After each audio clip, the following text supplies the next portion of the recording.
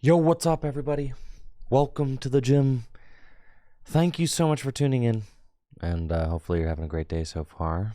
Ready for some Pokemon-related content, because that is what we have on the agenda for today.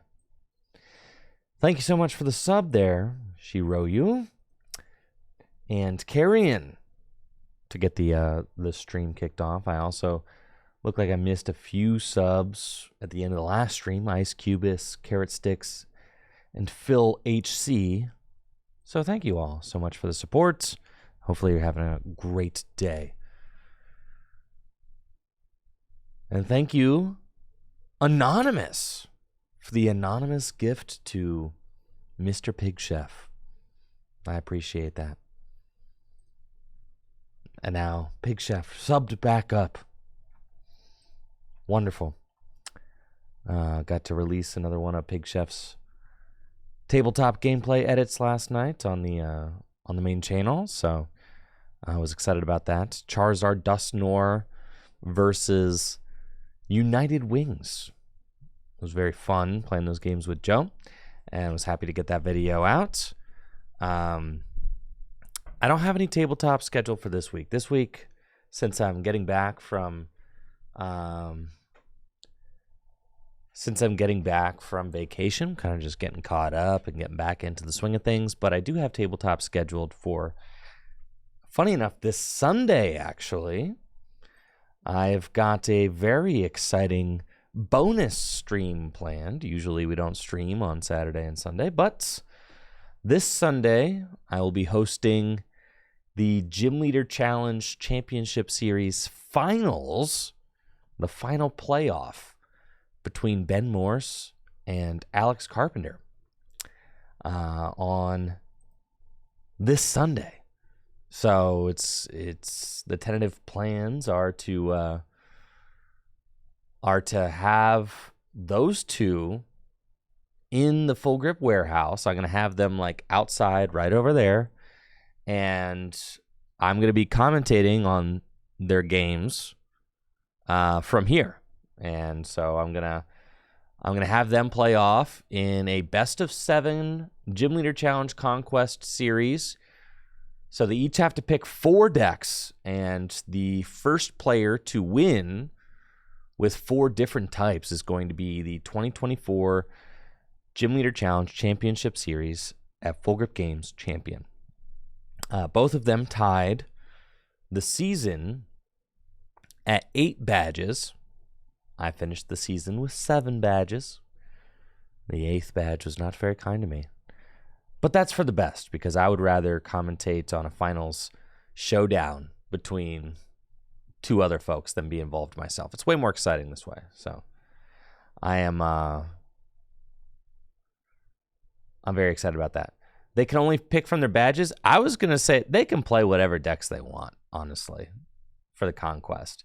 Because honestly, if they win in the Conquest, I don't think it's cringe, Natalie. Because here's the thing: if they like the GLC Conquest series is supposed to test, how many different decks you are proficient with or an expert in throughout the year, and if they are able to add like another notch to their belt by like getting a win on stream in the finals with the type that they don't have a badge with, and that's even more exemplary of their mastery of the different types, right? So like I'm not going to limit them to the types that they have won with at Full Grip. I think that's fine.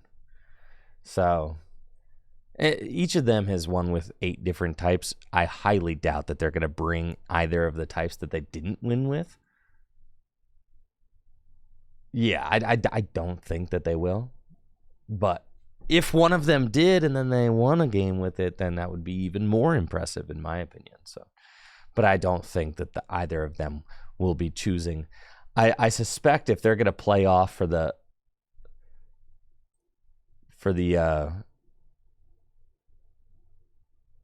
trophy,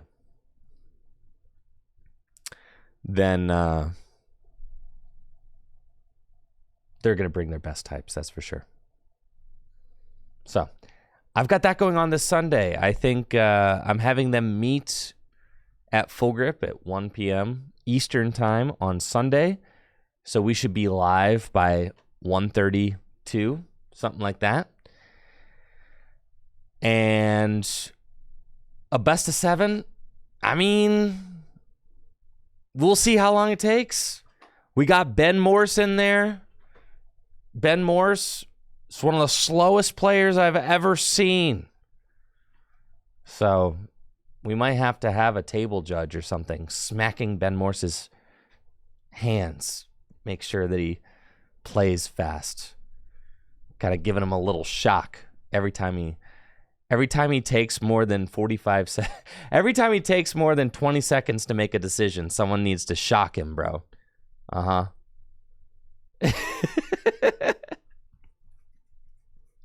Yeah, we're going to need somebody out there with the taser. Uh-huh. It's shocking. Because, listen, it's a best of 7. We could be here all night. If every set takes an hour and you all and if you go to game 7,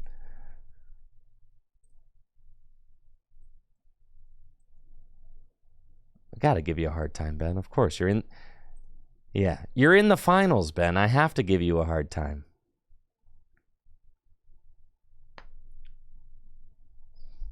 All right, we'll even it out, though.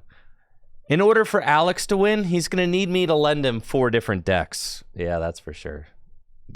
So I'll have to pick Alex's decks for him. That's the best way. He's only tied with Ben because I gave him my water deck. So maybe I'll try and convince Alex to let me play proxy through him in the finals. I'll give him 4 decks. I'll tell him exactly what to play. And then he'll bring those 4 decks and stomp Ben Morse.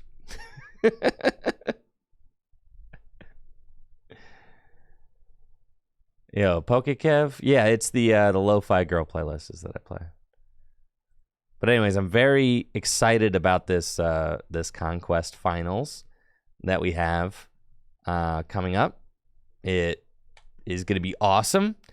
I've got a custom trophy that is going to be awarded to the champion.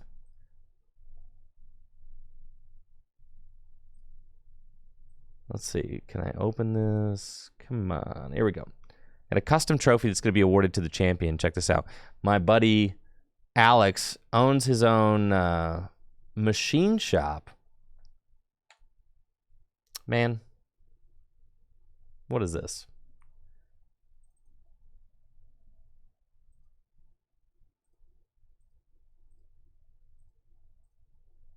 There we go.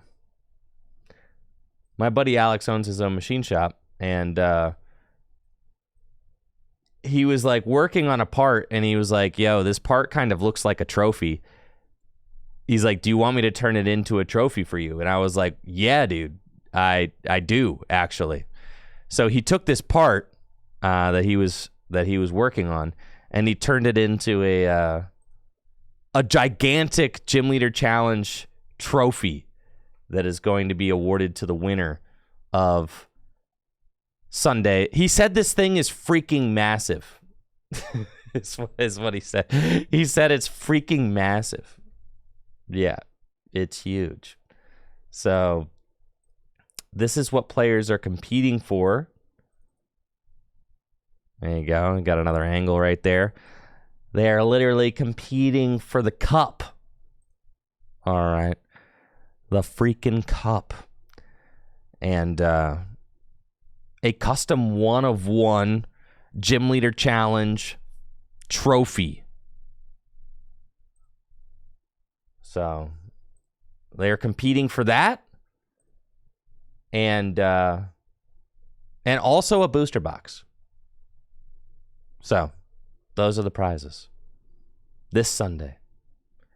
So that's going down Sunday afternoon Eastern time. I'm going to have Ben Morse and Alex Carpenter throwing down in a best of 7 conquest, Gym Leader Challenge conquest, to see who is the 2024 champion. So I'm very thrilled about that. I have also got Jesse Parker coming through next Wednesday, so a week from today. And we are going to be doing more Shrouded Fable testing as he prepares for the World Championships.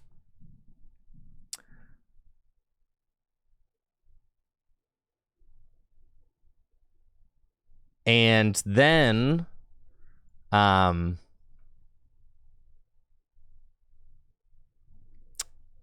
also got a huge care package from the Upper Deck team. The Upper Deck Neopets Battle Dome TCG team. I got a huge care package from them, which I posted about in the Tricky Gym Discord if you are interested. And Heather and I are going to be building new Neopets decks with the contents of that care package. They hooked us up with everything we need to build any deck we want to build. So very thrilled about that. Huge thank you to the folks from Neopets over at Upper Deck. And Heather and I are going to be streaming another Neopets tabletop stream next week. So we've got a lot of exciting stuff on the agenda. I've got a bonus stream happening this Sunday, GLC Conquest. I've got Standard happening a week from today, Wednesday. I've got more Neopets Battle Dome TCG featuring Heather happening next week as well. And Shrouded Fable releases on the Pokemon TCG Live next Thursday. So we got a lot of exciting stuff going on. Really. I mean, it's going to be hype. And I'm also working on another documentary style video. We had the GOAT discussion one. That really was just kind of the first one in a long line of documentary style videos that I'm working on. And I've got another one coming out that I aim to have released before Worlds. So that's, before Worlds. We've got a few weeks until the base fossil tournament that I'm going to be casting in Milwaukee. Riley Hulbert is going to be joining me. If you guys know Riley, he's one of the co-hosts of the Tag Team podcast that I feature on every week. So definitely make sure to tune in to the Tag Team podcast if you're not already listening to it. But Riley's going to be joining me to co-cast the Base Fossil tournament happening in Milwaukee. And that is in a few weeks. It's going to be on a Saturday. And I'm very excited about that as well. Yeah. So, lots of hype stuff on the agenda. Yes, sirree. Okay, here's the Honolulu World's swag.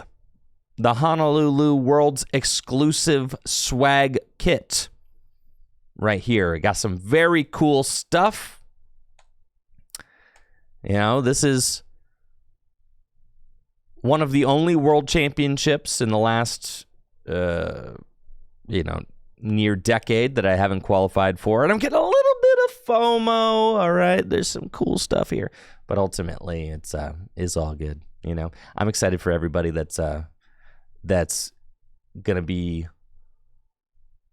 proud owners of this awesome world swag. I mean, honestly, it's some pretty incredibly designed stuff. There's the backpack, the play mat, the deck boxes. I mean, look how cool all this is. The Pikachu is super cute. the dice. The double deck box is nice. Lanyard and the pin. The plushies are super cute. Love Snorkel Pikachu. Love Snorkel Riolu with the camera. Love it. And then, of course, the ukulele. It looks like they've really ramped up, kind of the idea that the World's Competitor Kit comes with like a really special, unique item. That's like, it seems like that's kind of the way now. Last year, it was like the custom World's Ramen Bowl was like a really unique item. This year, it looks like it is the ukulele is like the really kind of high-end, unique item. So that's like really freaking sick. Like that's really cool. Yes, and Natalie says, if you're in the Northeast Ohio area and want to learn how to play the ukulele that you receive in your competitive package, you could take lessons from my dad as a music teacher. It's true. It's true. Natalie's father. Ukulele teacher. There you go. This is really cool though. Love it. I mean, what a neat item. And last year's was kind of the ramen bowl and all of that. It does kind of seem like they're going for one really high end kind of custom item per year. I've been using my ramen bowl. I don't know if anybody else like uses theirs. I use my ramen bowl. Yeah, every time I have ramen. It's nice. I hand wash it. I ain't putting that thing in the dishwasher. I do hand wash it, but yeah, I be using my. It's like, what's the point of getting the neat stuff if you don't use it? Yeah, thank you, Mock Tugboat, for the sub in the 4 months. Appreciate it. Surging Sparks is our next English Pokemon TCG set, releasing in November. Oh, yeah. We can reveal November's Scarlet and Violet 8 set will be named Scarlet and Violet Surging Sparks. The set will release on November 8th. Pre-releases will take place from October 26th to November 3rd. Our set should also be based on Paradise Dragona, which releases on September 13th, before Supercharged Breaker. It will feature dragon Pokemon like Latios, Latias, and Alolan Exeggutor. Neato. Surging Sparks should also host the cards from the Stellar Sylveon EX, Stellar Celuredge EX decks as they're releasing in Japan in August. Cool. Last week, I posted a new Ultra Premium collection will release on November 1st. This is a week before Surging Sparks. In the past, UPCs based on sets have always released on the same day as their sets, like 151s. Independent Ultra Premium collections have always released over a month away from the nearby sets. So we're in a new situation, and it's 1 week before Surging Sparks. Interesting.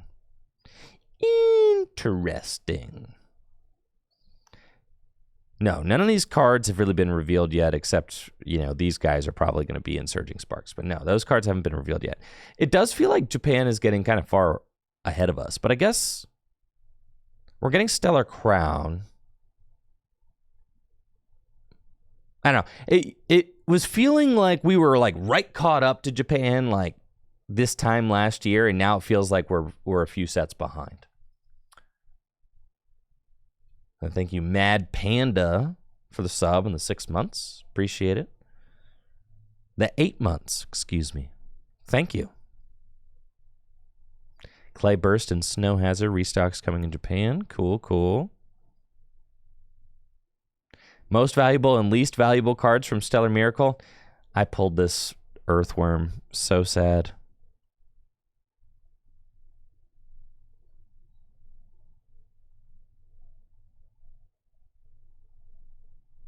Neato. All right, today Today we play the Pokemon trading card game live, folks.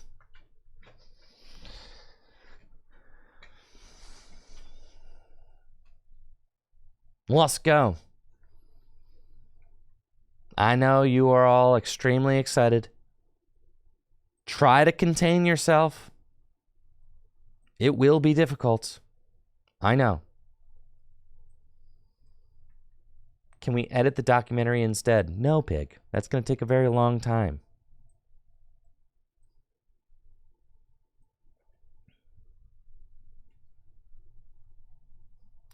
I was going to play Regidrago today.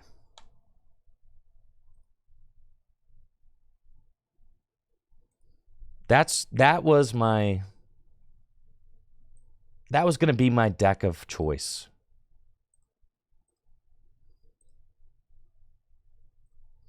All right, what are people doing with the Regidrago these days?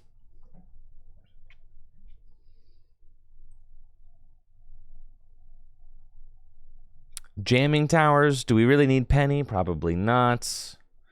Halucha, Yezuri. Noivern EX? No, Noivern EX is definitely trash. Definitely. I'm also kind of convinced that Gudra is trash.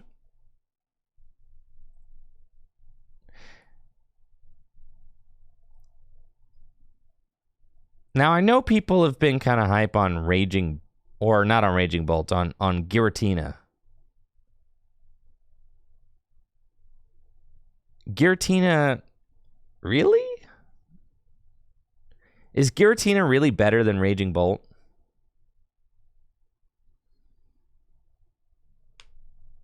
Icky, that card doesn't come out until, like, next week.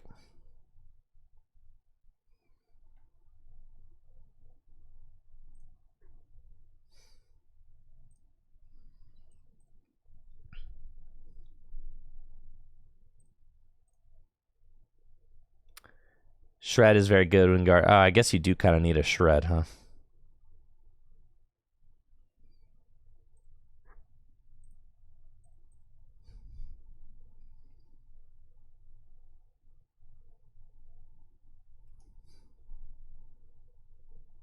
Oh, but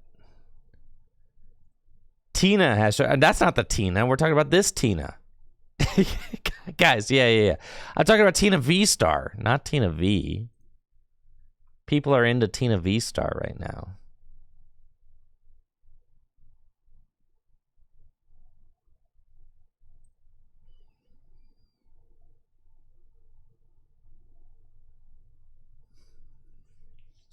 Just wait until you play a matchup that you need the bat for. All right, what matchup do you need the bat for? The bat seems terrible. Like, so bad. I don't even think that the bat, like, wins you the matchups it's supposed to win you. It only does 70 damage. They just gust around it. It does 70 damage. You give them all day.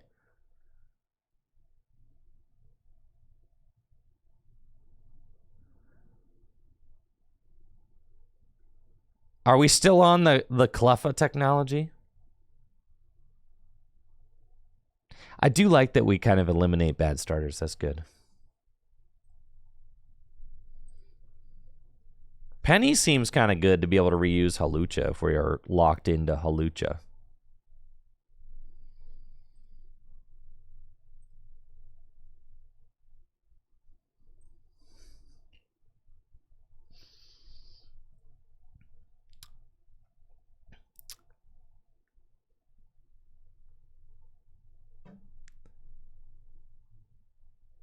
Turo over Penny.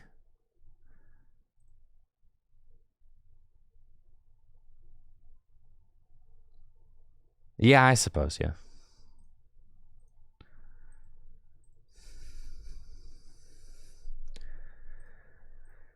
That's cool. Do we need 3 bosses orders? Do we need 2 superiors? Where's our last space coming from? Do we need 4 vessels? Can we go 3?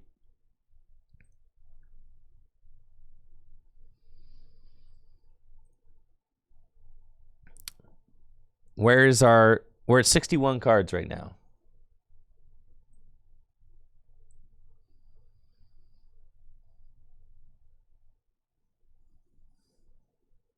Eight grass.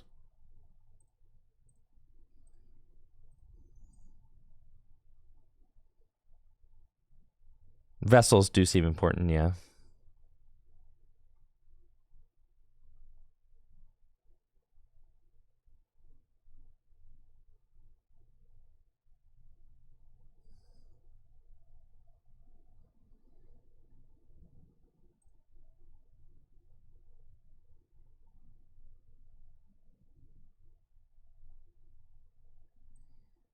Okay, this is 60 cards, but I feel like we need a tool denial. But I guess we don't. You think we need a tool denial card? Probably not. Don't need switch. You're right, we've got the prime catcher.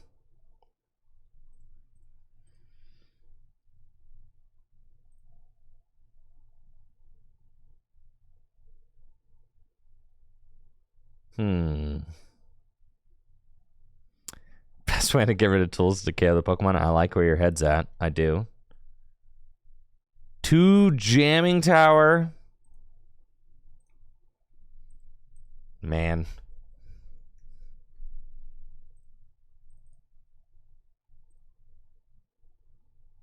All right, let's try that.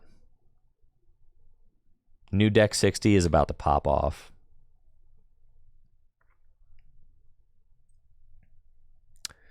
Y'all believing?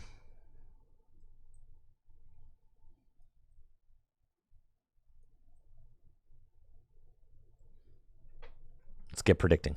Oh.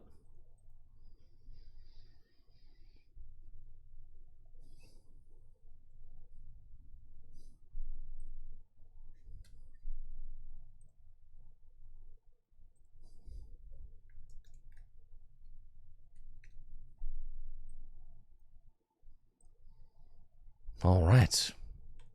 Let's go.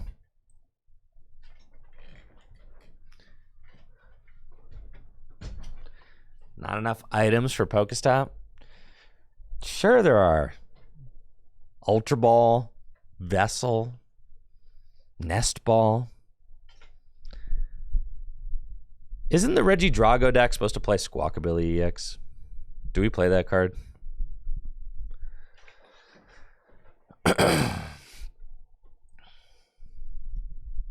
We supposed to be playing Squawkabilly.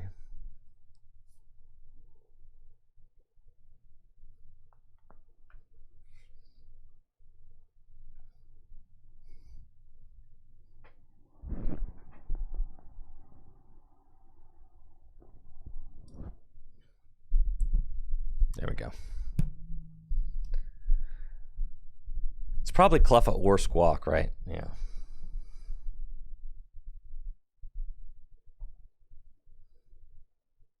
That makes sense.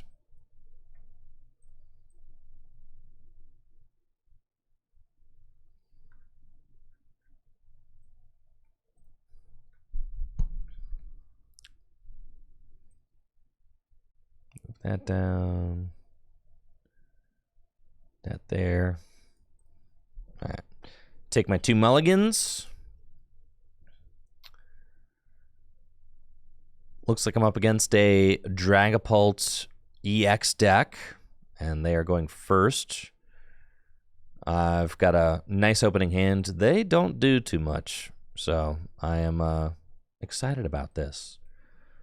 Start off with a Nest Ball, and see what we got going on. We got a Regidrago. That's cool. We'll grab that. I want to put the Fire Energy on the Drago, most definitely. And we'll Teal Dance. And Iono. We can keep the energy on that because I'm going to need to eventually retreat it anyways. And I feel like I could save the Hawlucha for later. That's fine. Nice rip there. This is actually like pretty flawless draw off of that. And we could just retreat into Cleffa and Grasping draw.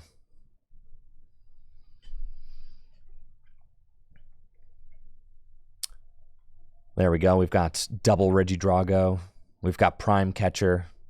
Dang, they got the rare candy Dragapults, but they've got these little 50 hit point Natu that, dang, no, not my 3 research to the bottom of the deck. This is terrible. It's all right. Got double Grass Energy and an Ultra Ball. This should be fine, honestly.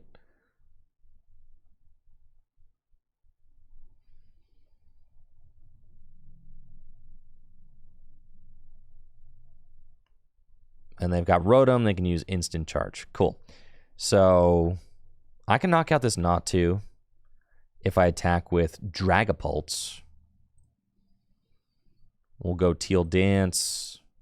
I do want to reorder my deck, though. So we're actually going to Nest Ball.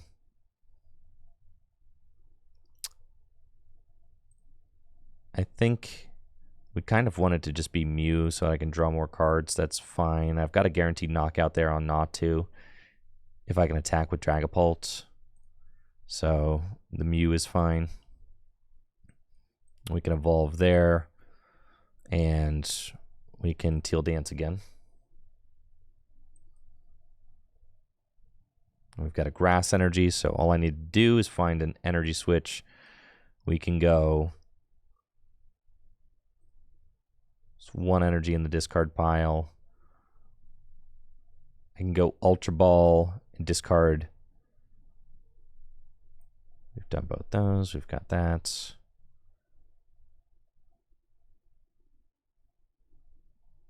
Yes, that's fine. We want an Ultra Ball. Do I want an Ultra Ball? Yeah, I can Ultra Ball. Ultra Ball, discard these. We could save the Superior because I could Superior away a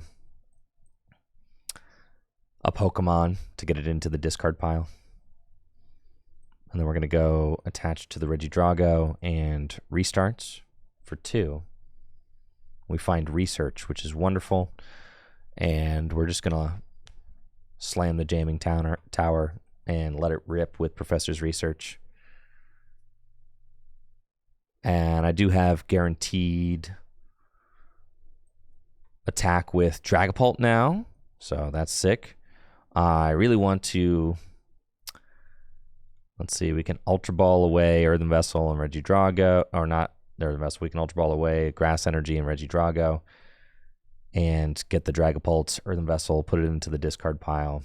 I don't even have to use my Legacy Star yet, which is pretty cool. So we'll do that. And go get Dragapult EX. And then Vessel that away. And that way I can save my...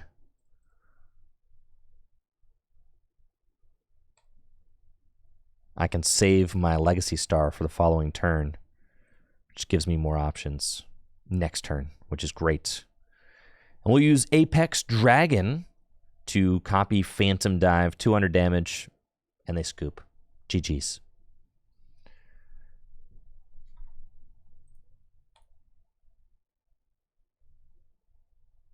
GG's, GG's.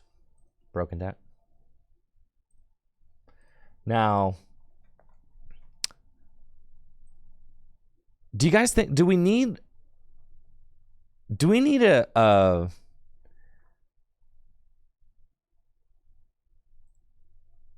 Radiant Pokemon in here? Frogger, I do think that you were... I think that playing that energy switch is actually incorrect. As you can see, being able to retreat into the Cleffa that turn was really good. And having the energy on the active and allowing myself to retreat into the Cleffa was like kind of perfect, right? And I'm not guaranteed to draw back into an energy, so I think it was fine to hold off on that. Playing the energy switch preemptively, not needed. I think the argument against art is it's a terrible starter, right?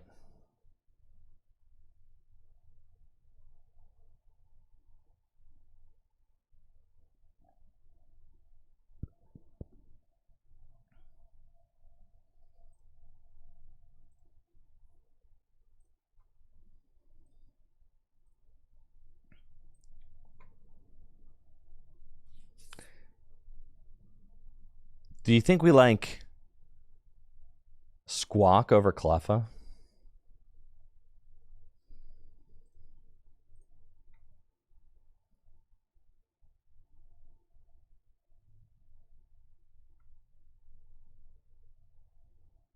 Because you kind of want to go first, I guess, right?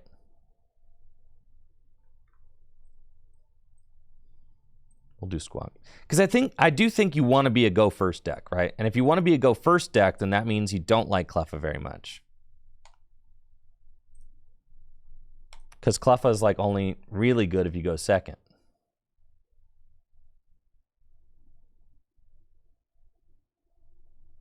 So if you're choosing to go first, and sometimes your opponent's choosing to go second, then you just want to have the strongest turn one going first that you could possibly have.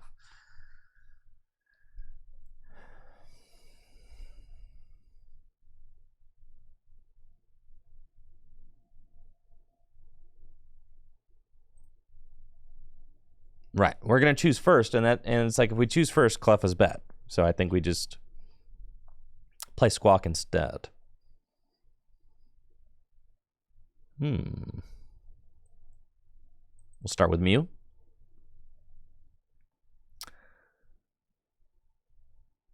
And I don't have the strongest opening hand by any means, but I do have an Earthen Vessel, so I can thin the deck, and we are just hoping that we find a Nest Ball or something like that off of this Ogre Pawn EX, or else I will be a turn behind. We do not find anything, so I have to just attach and pass. I think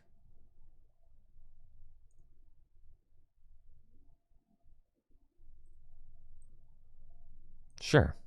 We'll attach to the Ogre Pawn and pass. I guess we can swing with the Teal Mask Ogre Pawn, sure. I don't know what deck I'm playing against yet, so we'll have to see. It's either Regidrago or Raging Bolt. Raging Bolt is not a good matchup for this deck because Raging Bolt is just a turn faster than we are. But it looks like I'm probably playing against a Regidrago VSTAR deck.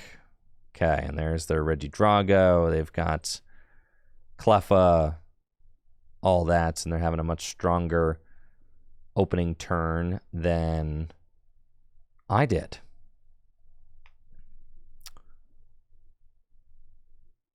Making Grasping Draw. I'm going to Iono. I can't get enough energy onto the Ogre Pawn to do anything like really cool. So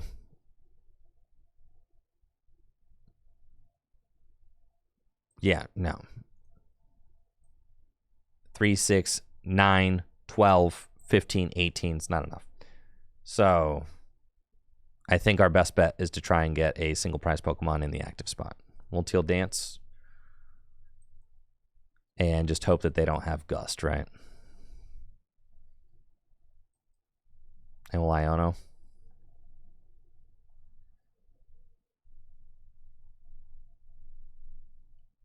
And all right, we've got Regidrago. All of a sudden, I'm very much missing the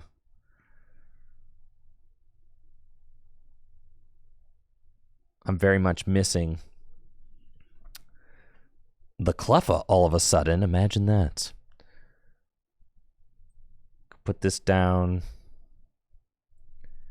And I really don't want to get rid of either of these energy switches. but I definitely want to play this Ultra Ball. So let's play the Ultra Ball. That's fine. We like kind of have to play the Ultra Ball. We have to go get the Hawlucha. Got to play that Hawlucha. This is the only single prizer in the deck right now. So we do that. We energy switch one over. And then restart for a draw of 3. And then we go Teal Dance. Draw another. And we've got a supporter for next turn. Attach this here. Retreat into Hawlucha and pass, right? Like that's kind of just what we're doing. And we have to hope that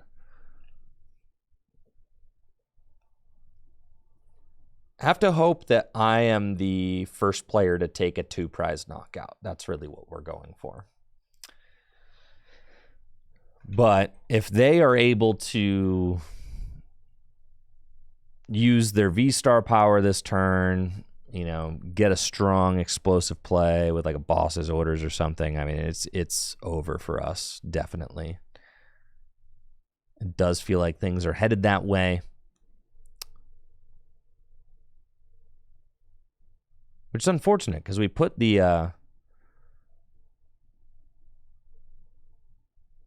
oh, they just have to grasping draw. Okay. All right. And we've got an Ultra Ball.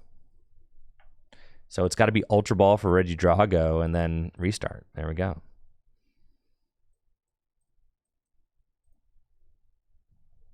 Ball's in my court now. Let's see what we can do. Restart for 3. We've got the Fire Energy, which, yeah, I'm like almost there, actually. I just need an attacker in the discard pile. So we've got that, and let's go Legacy Star and see if we can hit. I do get an attacker. I need to grab some things that I would like to grab, like Energy Switch and Boss's Orders, right?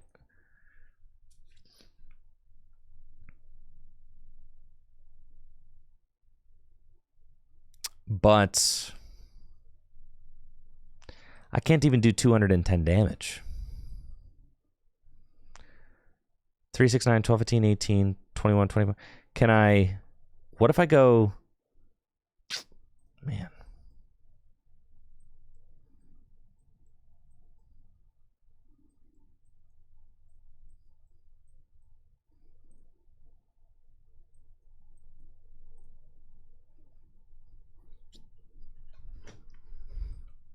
Get Vessel. Get 2 grass.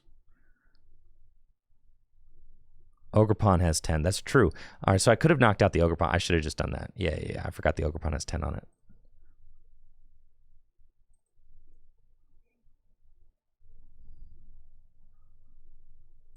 Teal Dance, Teal Dance. And then I could still find Prime Catcher or something with this research down, actually. I should have gone for the Energy Switch probably instead of the Vessel. But that's okay. 3-prize turn is like kind of worthless, actually. Because if I go for the 3-prize turn with only a Regidrago, like I need more than that, right? Like I kind of need... I needed a backup Drago. Like I needed a lot, actually. So...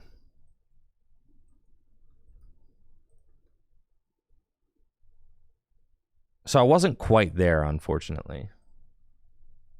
Also, the 3-prize turn doesn't matter at all because they're just never going to put down another single-prize Pokemon.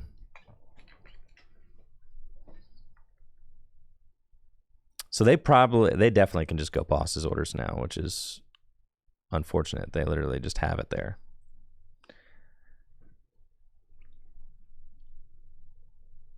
I was just a little bit shy on what I needed to be able to do.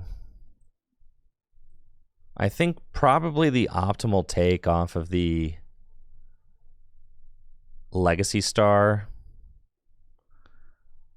it was probably just take the research to begin with. But it's tough because it's like I kind of needed to find Prime Catcher there. because I wasn't going to be able to pull off the boss play. I wanted to pull off the boss play, but like I wasn't going to be able to pull off the boss play while setting up a backup attacker.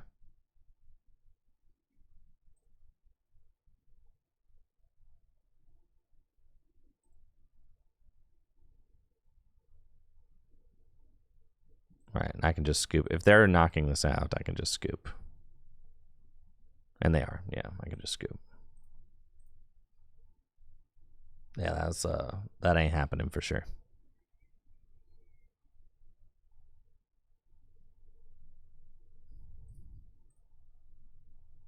I think getting a strong setup in the mirror match is kind of everything. Clubfoot does feel like it might be better for that. But I guess no, because like we're supposed to open a nest ball or an ultra ball or something going first and just be able to squawkabilly, which I would have done with that hand. But we just kind of had a dud.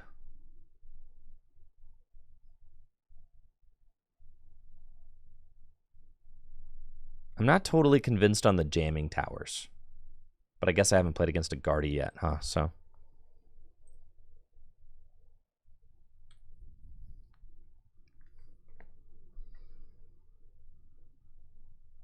here we go. What's my opinion on the Pokemon Pocket app coming out later this year? I think it's great. If you want to hear my whole take on it, I have a video that I released on my YouTube channel discussing it in depth.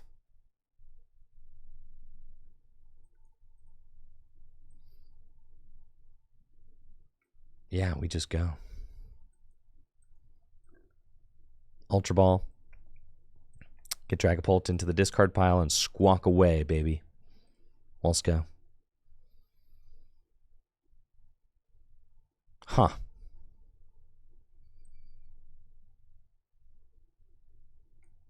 That's fine.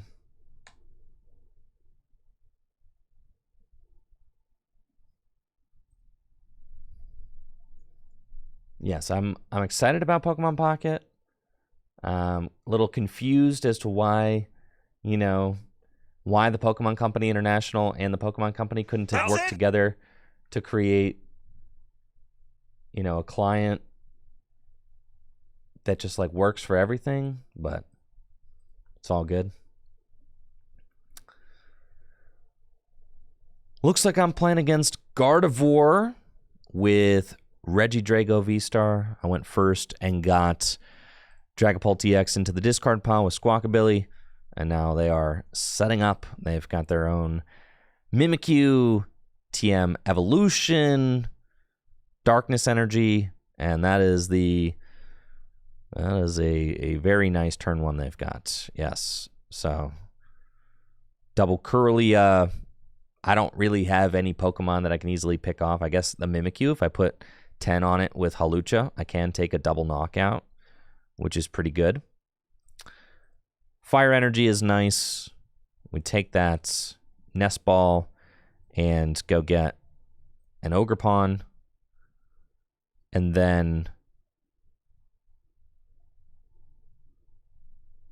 we can Ultra Ball and discard Regidrago and a Superior, I think. That seems good. And just go get the Drago V-Star. Kind of seems like the key piece that we need to go get before the Iono, because that's going to guarantee us a bigger dig if we need it. And then we Iono. Okay. So things are looking pretty good right here. We've got the Ultra Ball. We've got another Ogerpon. And then I have the one bench space for the Hawlucha, so we can take a double knockout on Manaphy Mimikyu. There's nothing in this hand that I particularly want to Vessel away. I suppose the Turo scenario is fine. Let's start with a Teal Dance and kind of see. All right, we got an energy switch. So it's time to Legacy Star for sure. Let's do that. Alrighty then. And then what do we have?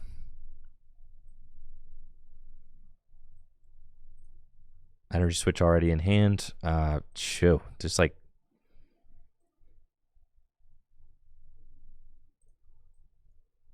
not a lot to love here. That's okay. Superior seems good for later in the game. And I can take the boss's orders. That seems fine. And then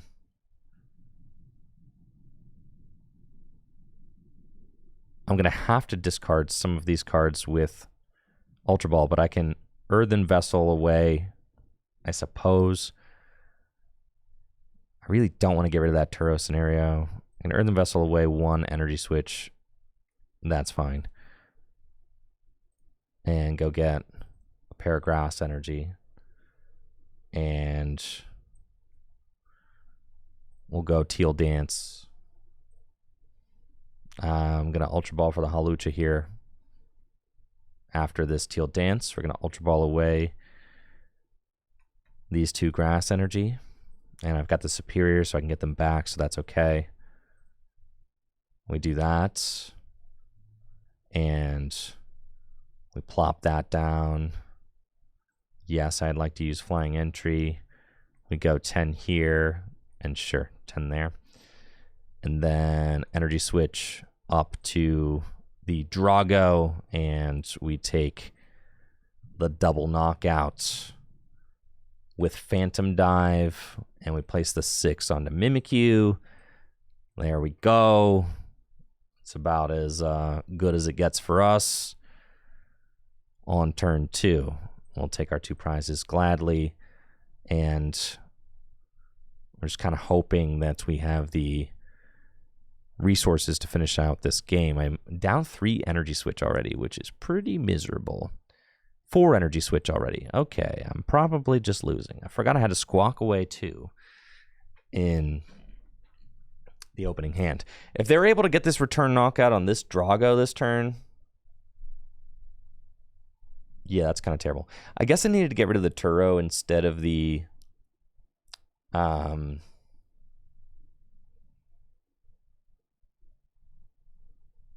needed to get rid of the Turo instead of the energy switch there so that I could save that.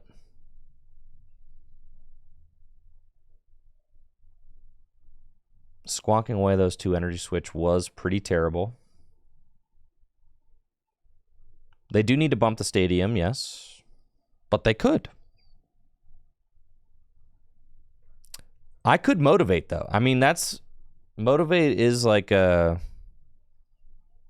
is actually a play. One of the reasons I wanted to keep the Hawlucha was so that I could knock out another, or keep the Turo is so that I could knock out another Ralts if I wanted to.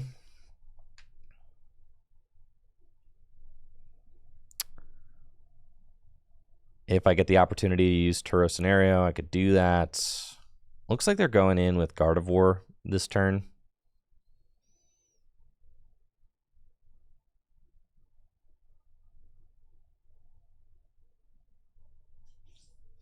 And then what? Then I attach to Drago. I boss Kirlia and take another double knockout. Something like that. That's cute. Okay. I could just knock out the Gardevoir. Oh, they're trying to stick me up here. Well, that's fine. Ooh, with the Prime Catcher. Let's go. All right. So, okay. We've got options. I've got 3 energy in the discard pile. I can go Earthen Vessel away that. Get those. And then we can go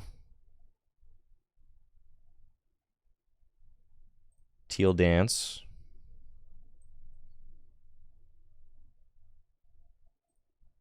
Teal Dance.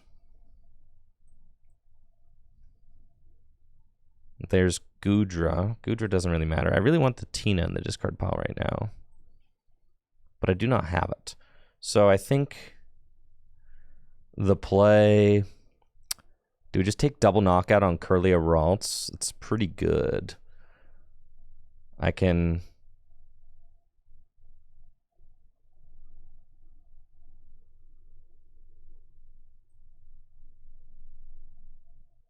Turo up that. Yeah, I think so. Let's go.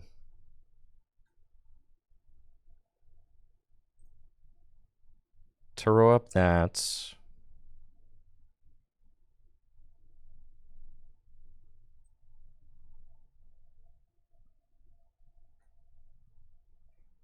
And then go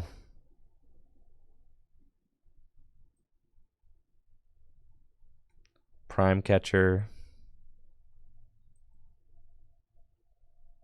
We'll see how this works out.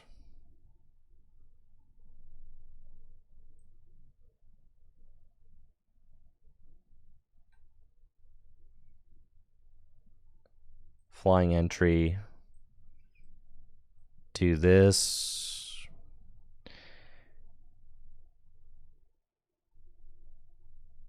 I don't think it matters.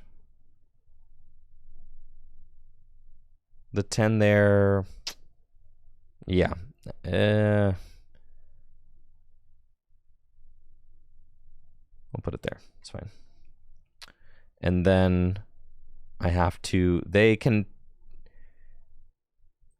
do this play. I think saving the boss is, like, important. So I'm going to do that. And then I guess I'm just manually attaching to, like, an Ogre Pawn as my backup attacker. This thing's pretty much as good as dead because they can just move damage over to it, and I can't energy switch to it anyway.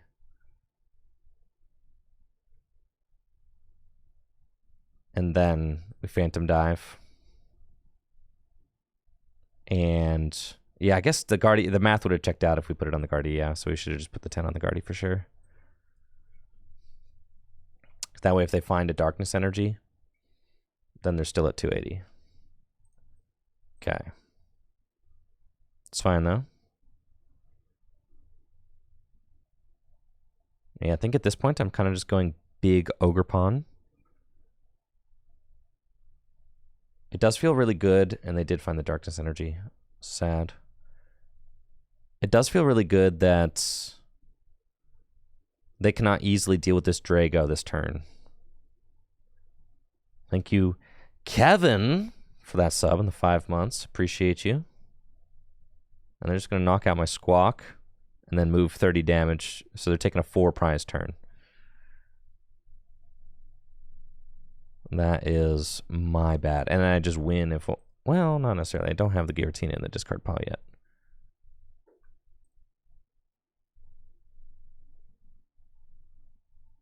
So, what do we do?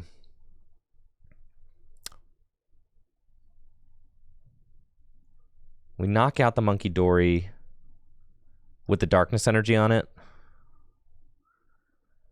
We boss, knock that out, and put 6 on the Greninja. That was like my thought, kind of from the beginning. But then, yeah. So I'm at 2 prizes left. I obviously can get Iono'd. If we go 3, 6, 9, 12, 15, 18, 21, 24, it's not enough.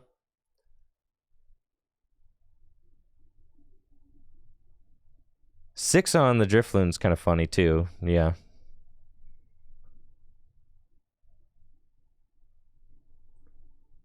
They've only got 3. Yeah. I guess they have enough energy for sure. Okay. Let's go Nest Ball. I can't quite win by... Oh yeah, I don't have energy switches anyway. I can't attack. I can't copy Radiant Greninja's attack. It's not happening. Okay.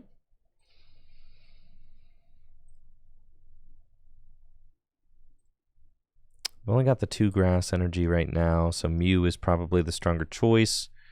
The Mew can just get Gus knocked out, so we're not going to get Mew. We're actually just going to get Ogre Pawn. Because it's 2-2 prizes. And I don't think I have any energy left. No. I should have kept that. It's all good. Here we go. Teal Dance. Ooh, Iono is cool. Because they don't have any draw. But we really want to take out the monkey with the darkness energy. That's kind of what we're doing here. I think that's better.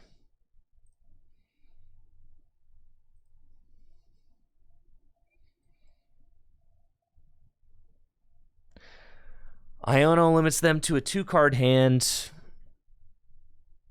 And if they find boss off of the Iono, then they just win because they can move the 3 damage and knock out a Teal Mask Ogre Pawn.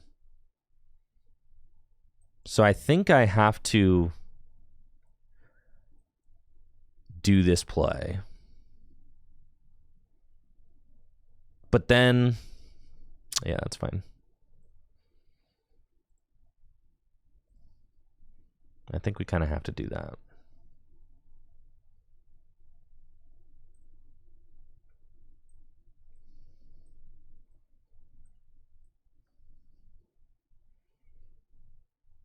So that way, like, a boss doesn't just win, but they've got Counter Catcher activated now, which is also bad.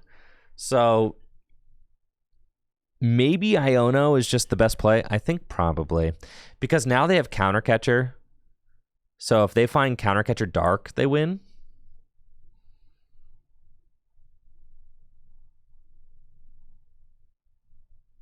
It's tough.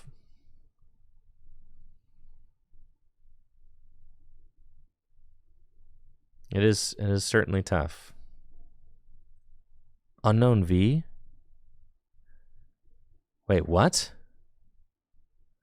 Oh, okay. I was like, I read this wrong. The first time I looked at this, I was like, what the heck, bro? I was like, I lose. You can only use this when you have 1 prize card remaining, not your opponent. Okay. You can only use it when you have 1 prize card remaining. They misread it too. You thought, bro. You thought you were gonna win. That's not how it works, big dog. No. No, it's not. Oh man. God. Yeah, that was sick. No. It's only when you have 1 prize card remaining. I would love to be a fly on the wall as my opponent is like brewing up this unknown V deck and is like, oh yeah, this is it. This is so broken. You get to the point where your opponent has 1 prize left and then you just instantly win. Why is nobody else playing this? It's broken. Even if your opponent has 5 prizes left. Or even if I have 5 prizes left. All I have to do is attack with unknown and I win.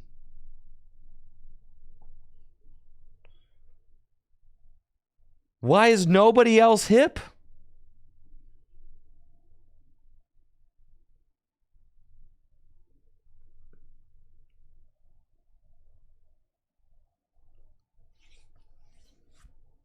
That's funny.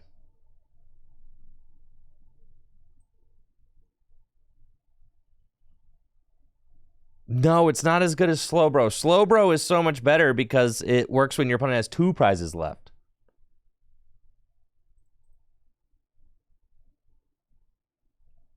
Thank you, Rhombus, for the sub and the 14 months. Appreciate you. Why is every opening hand with this deck so bad? Can someone please riddle me this?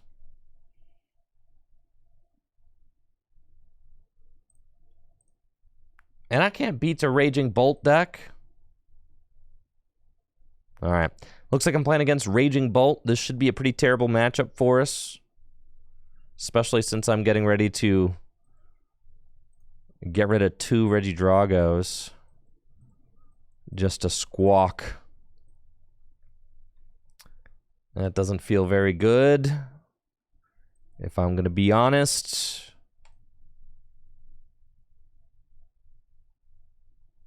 Oh, and this hand also doesn't seem very good. Yeah. This all seems pretty terrible. Why are we playing so many boss's orders?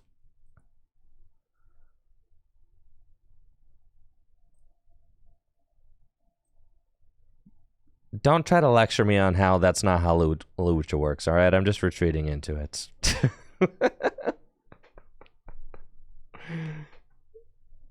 Okay. Boss is the best card in the game. We're just gonna... Don't you just want to, like, research every turn?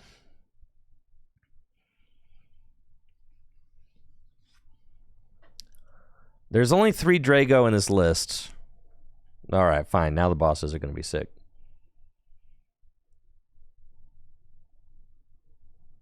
All right, now I just need to find Regidrago VSTAR.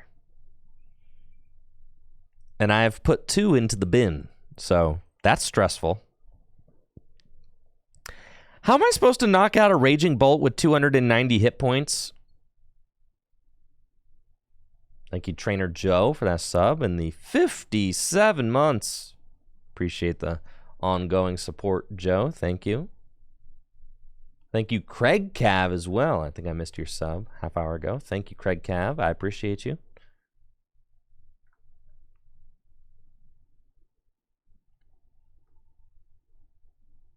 Yeah, I'm feeling very much like we lose this. Covert Flight? No, that card is bad. Every Raging Bolt player worth their salt has an out to Covert Flight, chat. Every single one.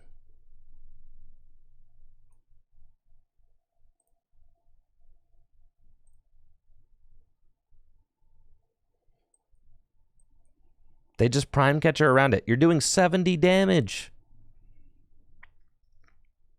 Okay. It's a good card.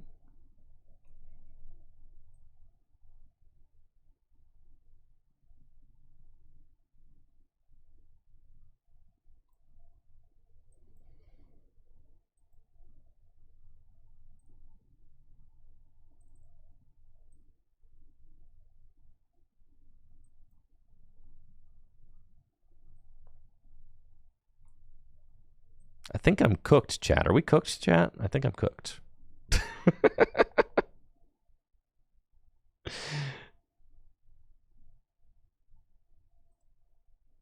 I'm feeling pretty cooked.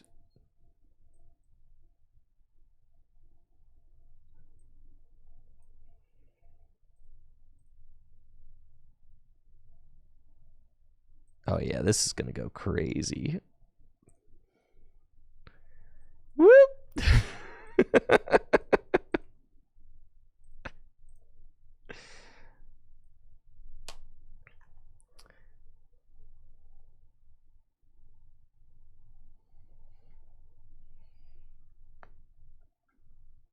Big 120 damage. Oh, yeah. I think we need more consistency in this deck.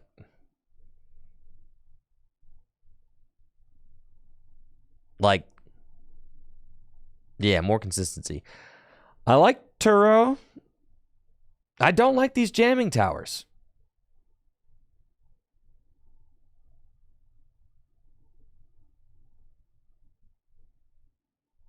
For Great Ball?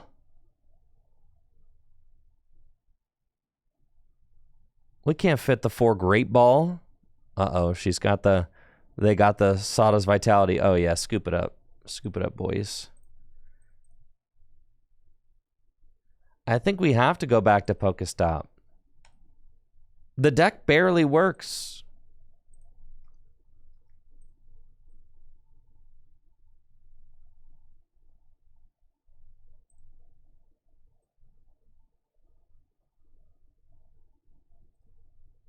Bug catching set is better than Great Ball. Yes, I'll give you that.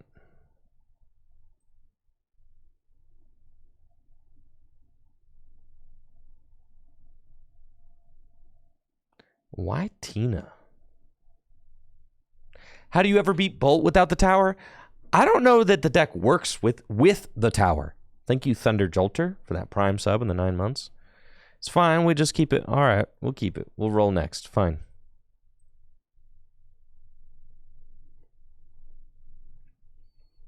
Because we just want, like, we kind of desperately need slightly more consistency, I guess. It's fine. We're just one with the... We just got to become one with the Drago. All right. I'm becoming immersed in Regidragoology.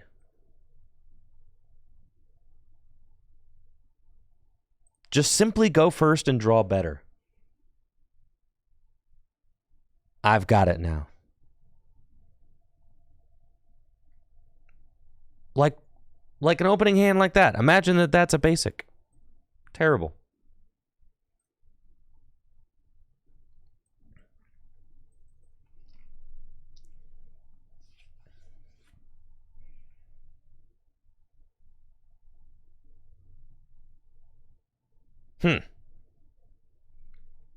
Looks like I'm going first against some sort of control deck, which is interesting. So I guess you just lose if you don't have an out to shred, right?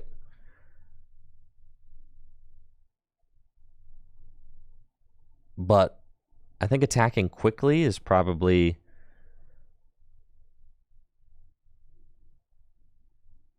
good for us. So I certainly don't mind having one...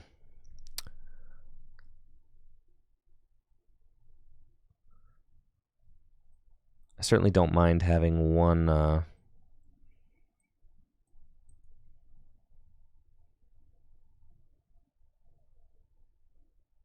guess I'll use the V-Star power. That's cool. So like next turn... Ooh, I only got one Regidrago. That's fine. I can Ultra Ball for this, get it. Next turn I can use the V-Star power. We'll kind of do that. Oh, that's right. Mew EX can copy. That's right. That's right. Okay. We're kind of chilling here.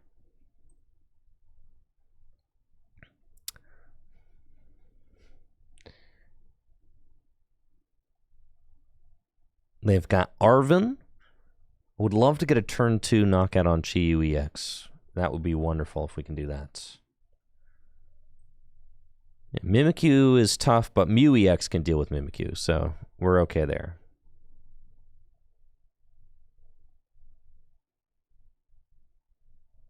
And they've got Rotom too, so that's two prizers. And they're just going to use instant charge. Okay. Cool. Let's go Earthen Vessel just to thin the deck a little bit more.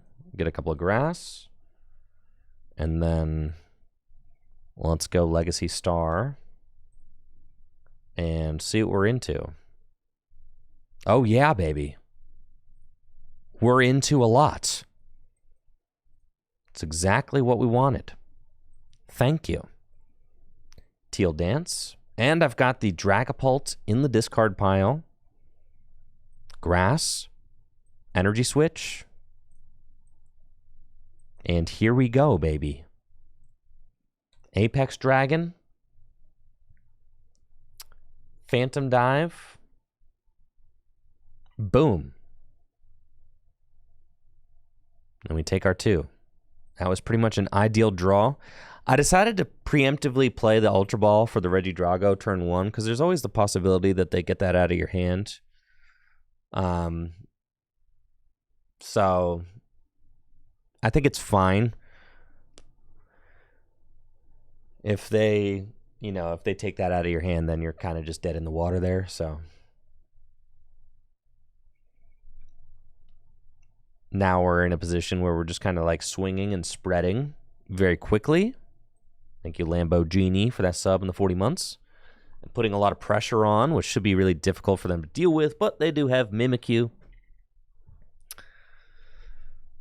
With the handheld fan.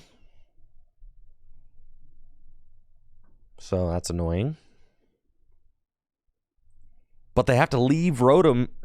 Oh, no, they're using the V-Star power. Okay, I was going to say, you're using instant charge? Just giving me the Rotom for free? No, I got to switch card. That's fine. And they leave the Mimikyu there. with a counter catcher. Okay.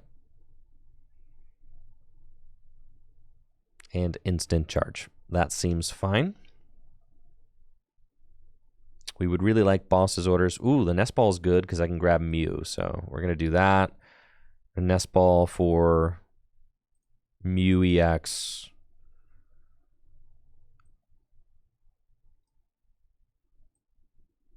Yeah, that doesn't thin my hand down. So let's just teal dance.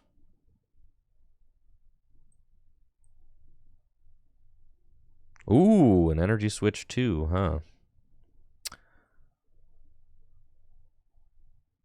Go here. Go here. And restart for 1. Pass. And then we've got our answer to Mimikyu coming right up with Mew, which feels really good. And putting a lot of pressure on. They did buy themselves 1 turn. But even if like they get a Snorlax into the active, all 3 of my Pokemon in play can knock out a Snorlax. The secret box! Holy moly. What do you think they're going to get with the secret box, chat? They get 1 of each trainer card. That's how I remember this. Item, tool, supporter, and stadium. They get to put them all into their hand. So, yeah. That could be tough. There's the Airy.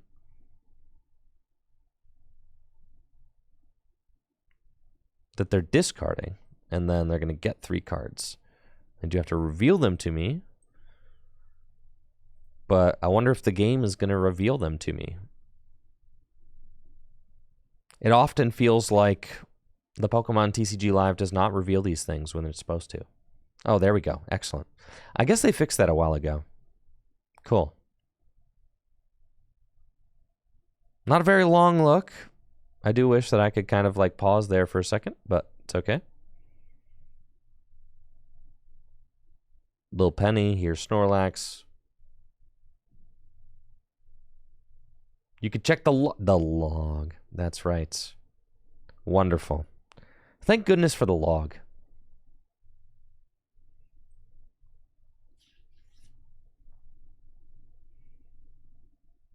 The log. The log reveals all. Fantastic.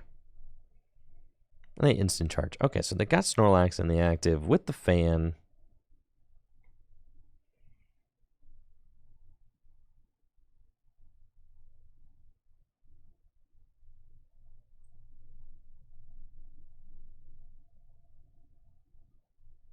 Fire to Mew. Teal Dance. Energy Switch. I really don't want to put this Ogerpon down.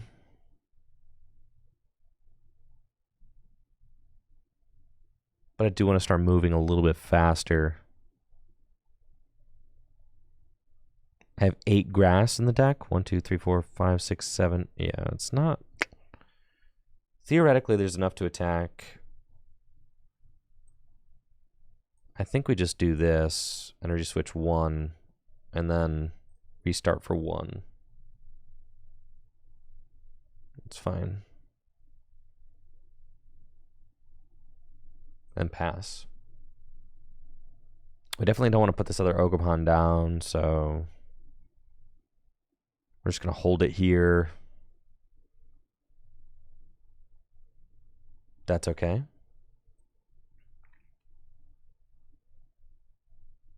Got 4 prizes left to take. We do have Prime Catcher in the deck. And 2 boss's orders still. I do only have 1 energy switch remaining. Got a healthy amount of grass in the discard pile. Another Snorlax has hit the bench. Alrighty.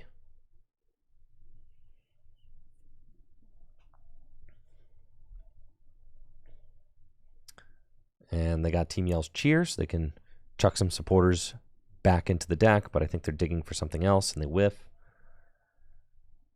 And I do feel pretty good about my board. I would like to find a research so that I can get rid of this hand. Oh, don't hit my prime catcher, please. Oh! God! Control! Why? It's fine. Why are you so annoying? Okay. What do we got in this deck anyway? Bunch of cards I don't want on the bench, that's for sure. We got a Turo scenario, that's good. And 1 grass energy. 2 superiors though. Okay.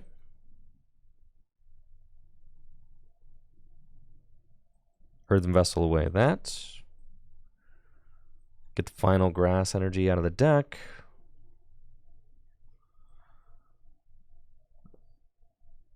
But you're going to push an energy back.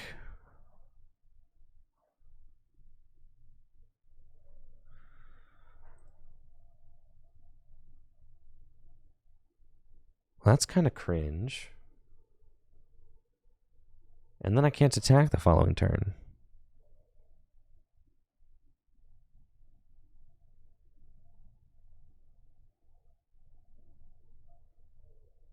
Huh.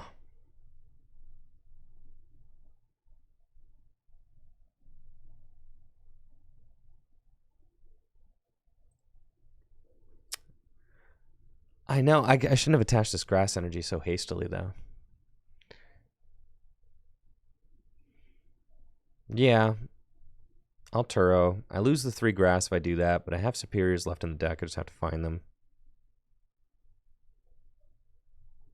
That's fine. I would like to Iono so their hand is smaller. That would be great.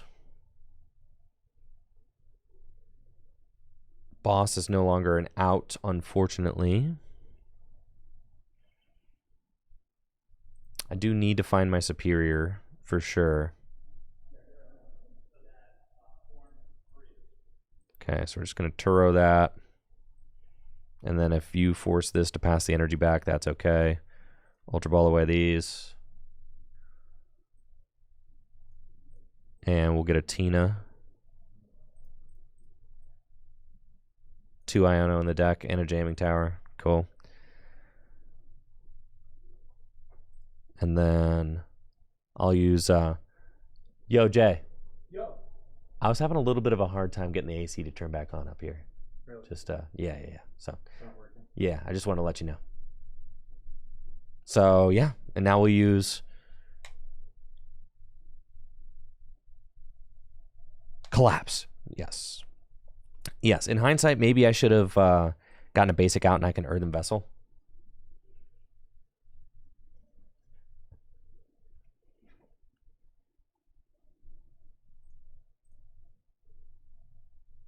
Did find another boss. That's good. I do need to find my superiors.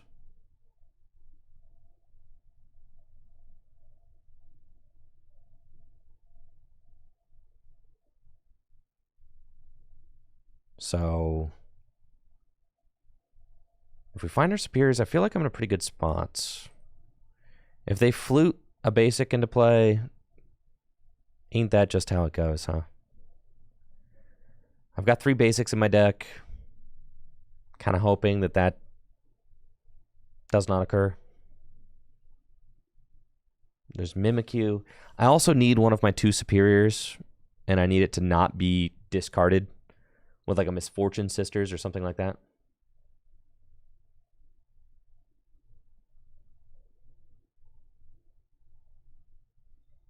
Erica's Invite. Okay, great. Swing and a miss.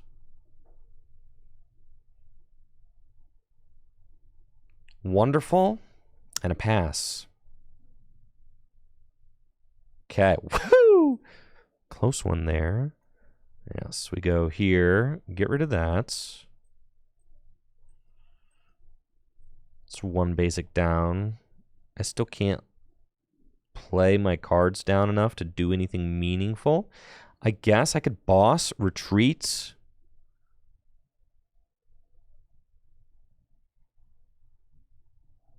And then start putting damage on the bench Snorlax. That's probably fine.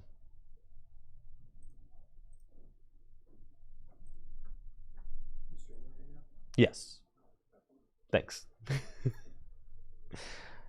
But I can't use... Why can't I... Oh, I have 2 fires. That's fine. That's fine. Weird. Yeah.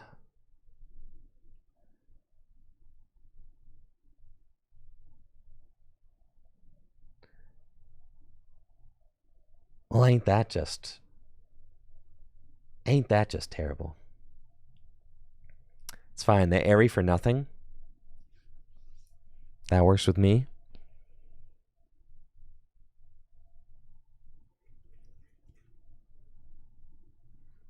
It is weird how energy costs work like that.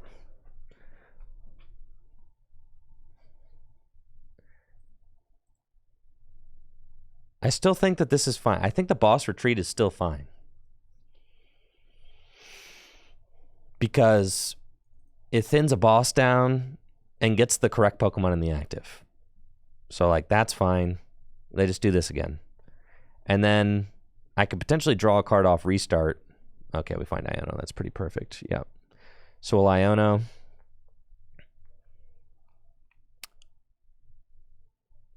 We don't find squats. I think I'm just passing and I'm going to Iono again. I guess.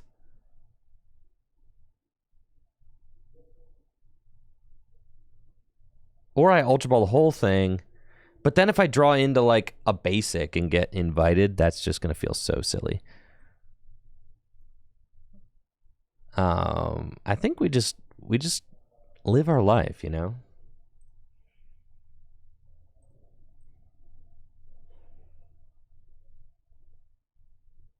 Yes, sir. And then we go superior and we just party. Yes.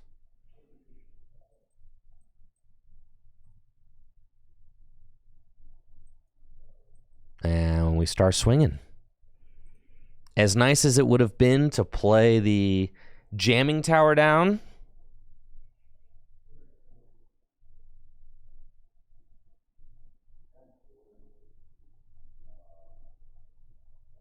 we had to discard it in order to play the superior. So, unfortunate.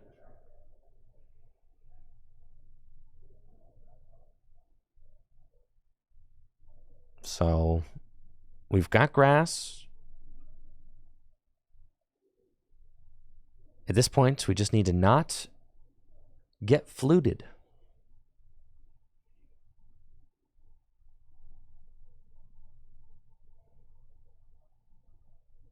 I got fluted. Nice. Love that. That's so great. Man.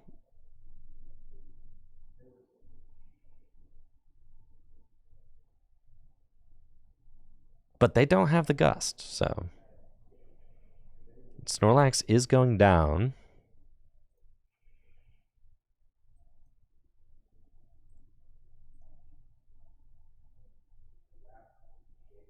Don't want to draw into those final cards. That'd be bad. We'll collapse for knockout. And then the problem is this Mimikyu's got a bravery charm on it, and I am out of stadiums. So, kind of hoping that they just don't have a boss or like a counter catcher or something.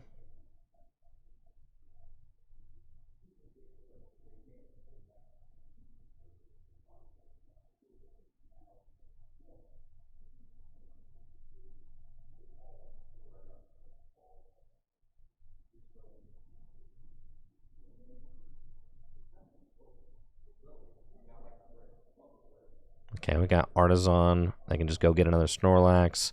I think I'm out of... Got one boss left. 2 prizes left to take. Pretty bad.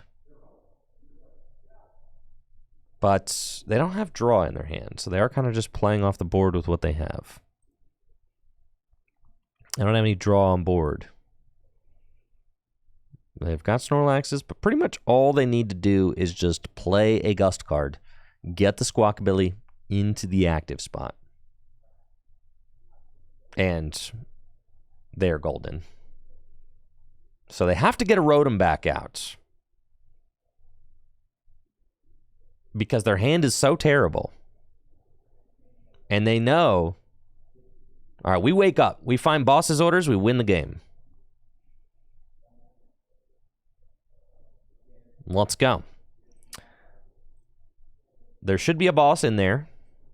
There is. There are no basic Pokemon. So we fail that. We superior for 1.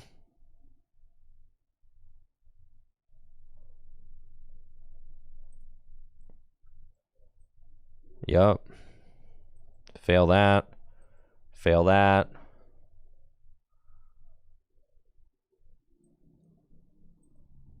Superior for 1. Attach it. And this is it, folks. I got a 50-50 shot. You're dead. GG's, mate. Nice playing you.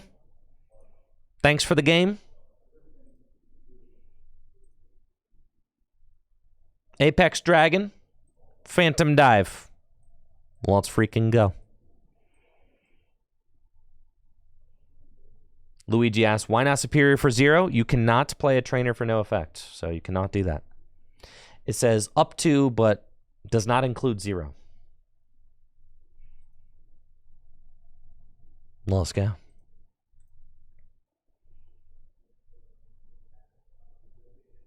Broken deck.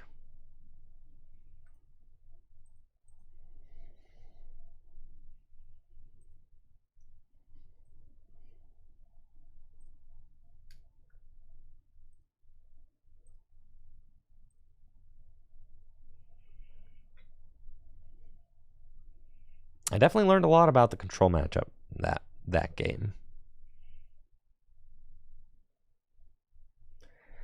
What's the difference of failing a nest ball instead of a superior? Your deck is private knowledge, so you can play the nest ball, and then the effect of the nest ball is that you search your deck. So that is, and you reorder it. That is an effect. Discarding 2 cards. The primary effect of superior is retrieving energy from your discard pile. Yeah, your deck's private knowledge, so like, there's no way to prove that there's a Pokemon in your deck or not.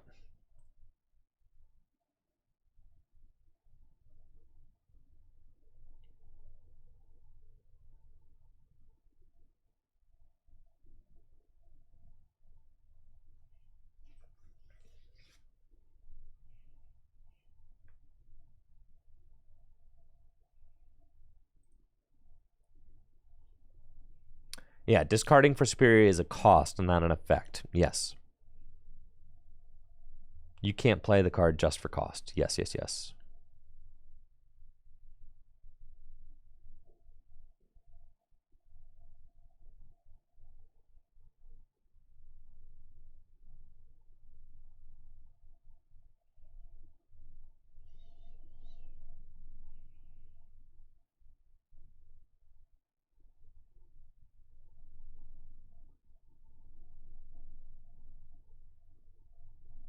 Yes, that's why you can't use Elisa Sparkle if they're 4 fusion energy in public spaces. Yes, because you know that Elisa Sparkle has no valid targets, so you can't play it. But say there are only 3 fusion energy in public knowledge spaces, and there's 1 in your prize card, then you can play it because your opponent doesn't know that 1. It doesn't know your opponent. The game The sentient game does not know that you are getting ready to fail that. Right. Same if that one is in your hand. Right. Because the hand is private knowledge. When you play Nest Ball, you're allowed to play Nest Ball, right? Because the sentient game doesn't know that there's no Pokemon in your deck, because that is private knowledge. So even if there are no Pokemon in your deck, you can still play Nest Ball because the game does not know. How does Elisa's work in GLC with one in play? Can't play it. If there's one fusion energy accounted for, you cannot play it. If you play 3 fusion energy in your deck, can you play Elisa's? Yes. Because the sentient game knows that a playset is 4. So the sentient game doesn't know your deck list, but it does know the rules of decks in the format you are playing. So it knows that you could have a 4th if you're playing standard or expanded, I guess now. Can your opponent know more than the game? Of course.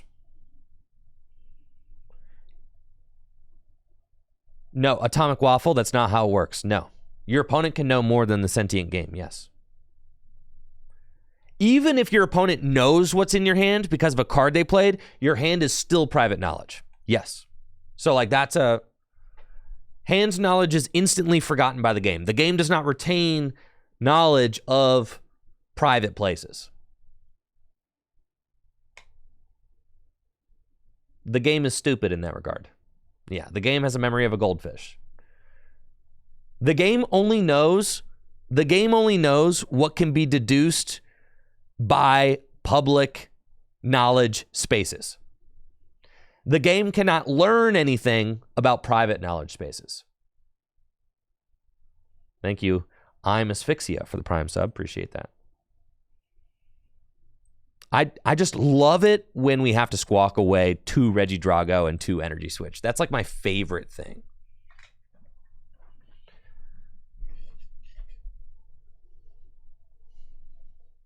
Didn't we just do this?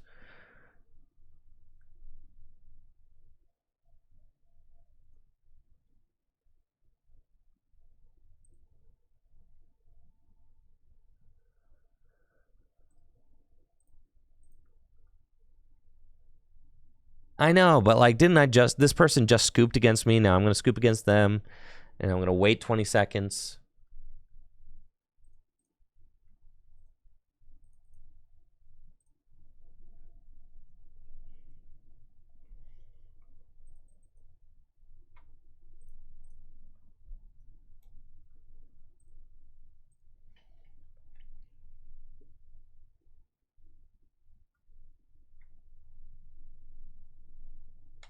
Yeah, Thorns, we don't love Thorns, unfortunately.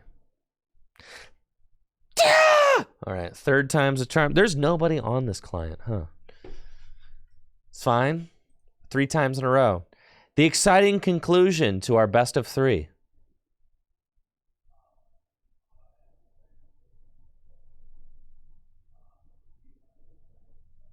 Fascinating.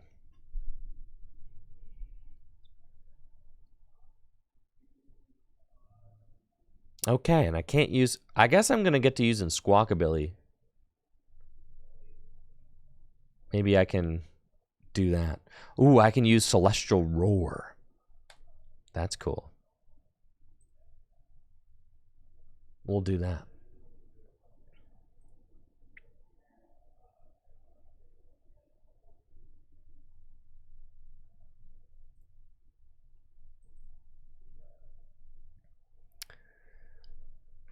Looks like I'm playing against a Quad Thorns deck with the busted Regidrago deck. Now, unfortunately, because of Iron Thorns' initialization ability, I can't use any of my fun abilities like Squawkabilly EX or my Teal Mask Ogrepon or anything like that. But I can use Celestial Roar, so that's kind of cool.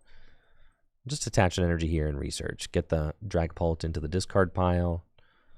And that's a pretty good draw. If we hit off of Celestial Roar, we're kind of ready to party next turn. So let's do it. They could swing. That's fine. Come on. Hell yeah. Let's go. Yeah, you're getting smacked, Thorns. You're getting smacked. No. No, no, no, no, no, no, no, no, no, no, no, no, no, no, no. No. Not the crushing hammer, dude. Come on. Not the double crushing hammer. Oh, God.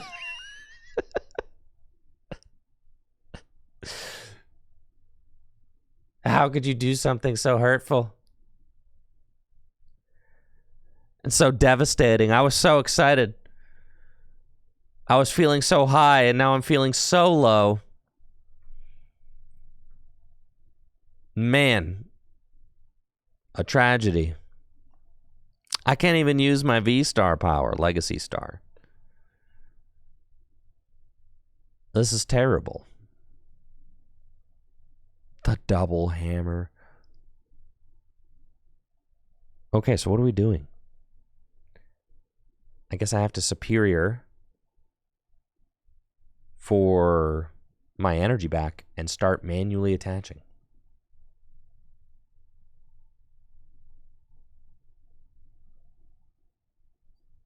They got Vessel, got a pair of energy. They're probably going to turbo energize this turn. Yeah. Okay. And then they turbo energize. Sure.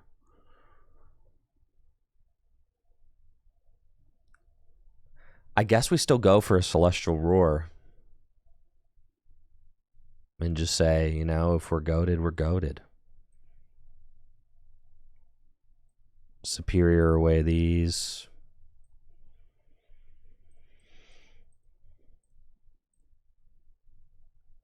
And, you know, the odds of hitting this one are not high. But if we hit it, we're kind of nuts. Let's go! All right, surely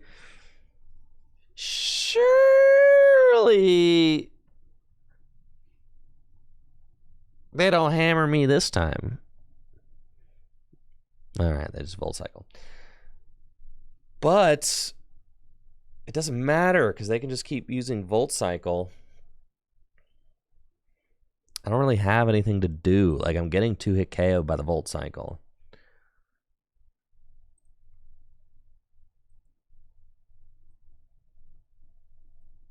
And I can't draw any cards or use any abilities.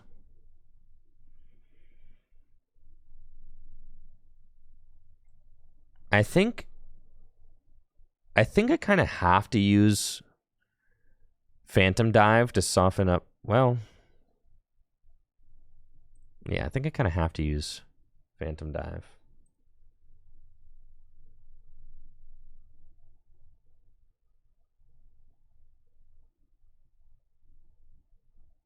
Because I guess if I do that, I get to draw 2 prizes. You know, let's just do that. We'll let him have it. I need to draw cards, so.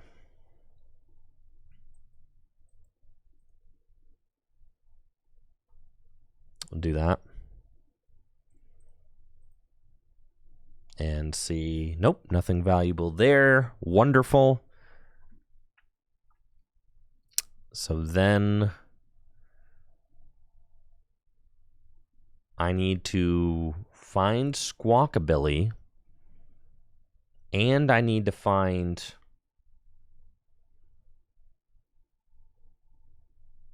like a support. Okay, getting judged, fine. Might find a research here. All right. Game on, gamers.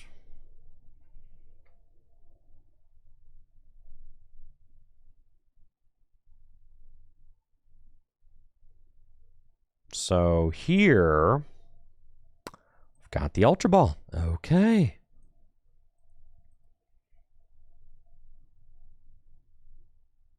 I should have It's fine. Ooh, my Squawkabilly's prized. This is really fun. Yeah, that's great. Just wonderful, really. Okay. Okay. Yeah, Squawkabilly is in the prize cards.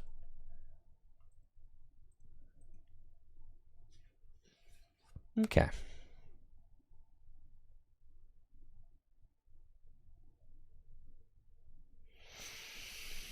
Huh.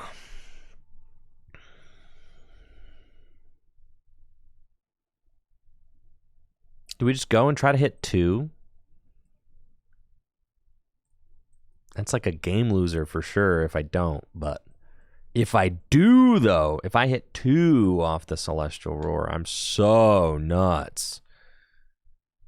You know, like I'm nuts if I hit 2. And like, what if we do?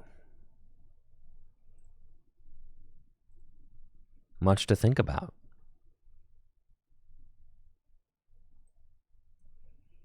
I think I'm hitting 2 right here. Maybe even 3. All right, we hit 1. That's something.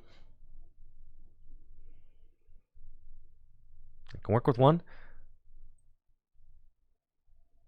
Iono to 4. Yes.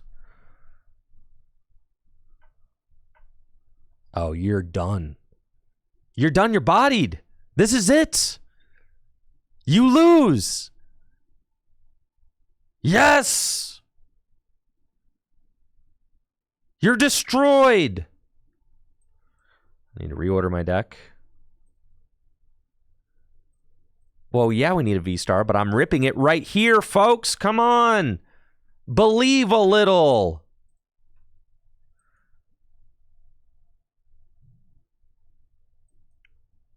GG's, mates. Apex Dragon. Lost Impact. GG's.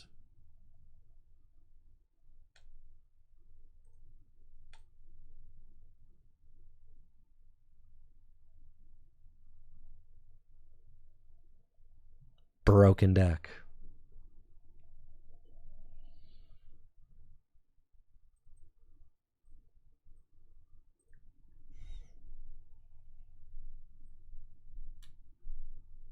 That was scary.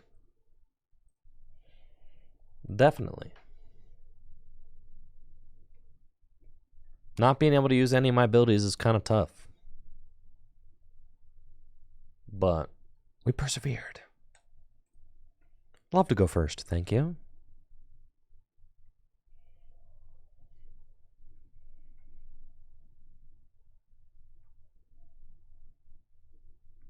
That's fine. That's fine.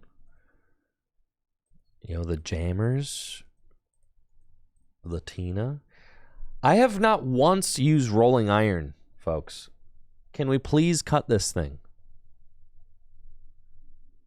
Does it do anything?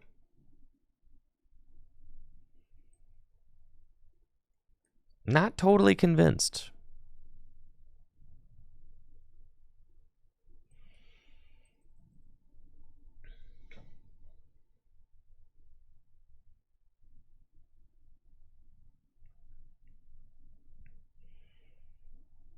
Going first, and I don't know what I'm up against yet. Could be a Regidrago deck or a Raging Bolt deck, but we top deck Nest Ball, so that's very good for us. Let's start with a Teal Dance. See what we find off of that. It's an Ultra Ball. Cool. Can play Nest Ball to go get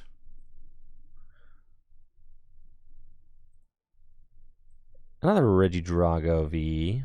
We're going to want 2 of those. Actually, we're going to get Squawk. I lied. And then we're going to bench Regidrago. And we're going to Ultra Ball away these. And we're going to go get a Dragapult.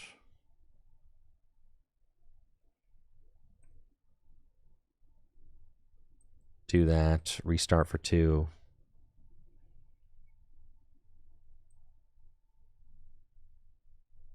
Do that and Squawk. And also Seize. Nice. We found Earthen Vessel. Can use that to discard this Ogre Pawn. That's fine. We're going to get a fire and a grass.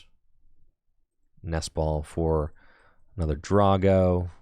We do have just one Regidrago VSTAR in the deck, so that's fine. Teal Dance. Get that going. Got a fire energy. We'll do that. Energy switch.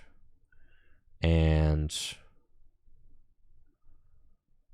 pass. Seems good.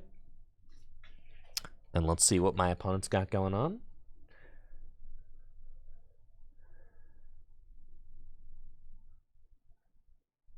This deck does love to go first.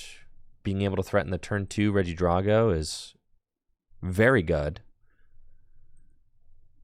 And there's a lot of decks you can just kind of pick apart with that. It looks like it is a Raging Bolt deck, so this is sketchy. And this is like our worst matchup. If they get the turn 1 Prime Catcher 1-hit KO on Regidrago V, I mean, it's pretty much lights out. That would be extraordinarily bad. However, if they whiff, then we're chilling. In a way. But yeah, if they hit, it's bad. They got vacuumed, get rid of the jamming tower. Terrible for me. They just need to Squawk and find a Sada's Vitality. And why is there an Airy there? It's crazy. They need to find a Sada, and they need to find another Raging Bolt, maybe a Teal Mask. There's certainly a chance that they could whiff. And if I can get the first knockout on a 2-prizer, then we're feeling pretty good about that.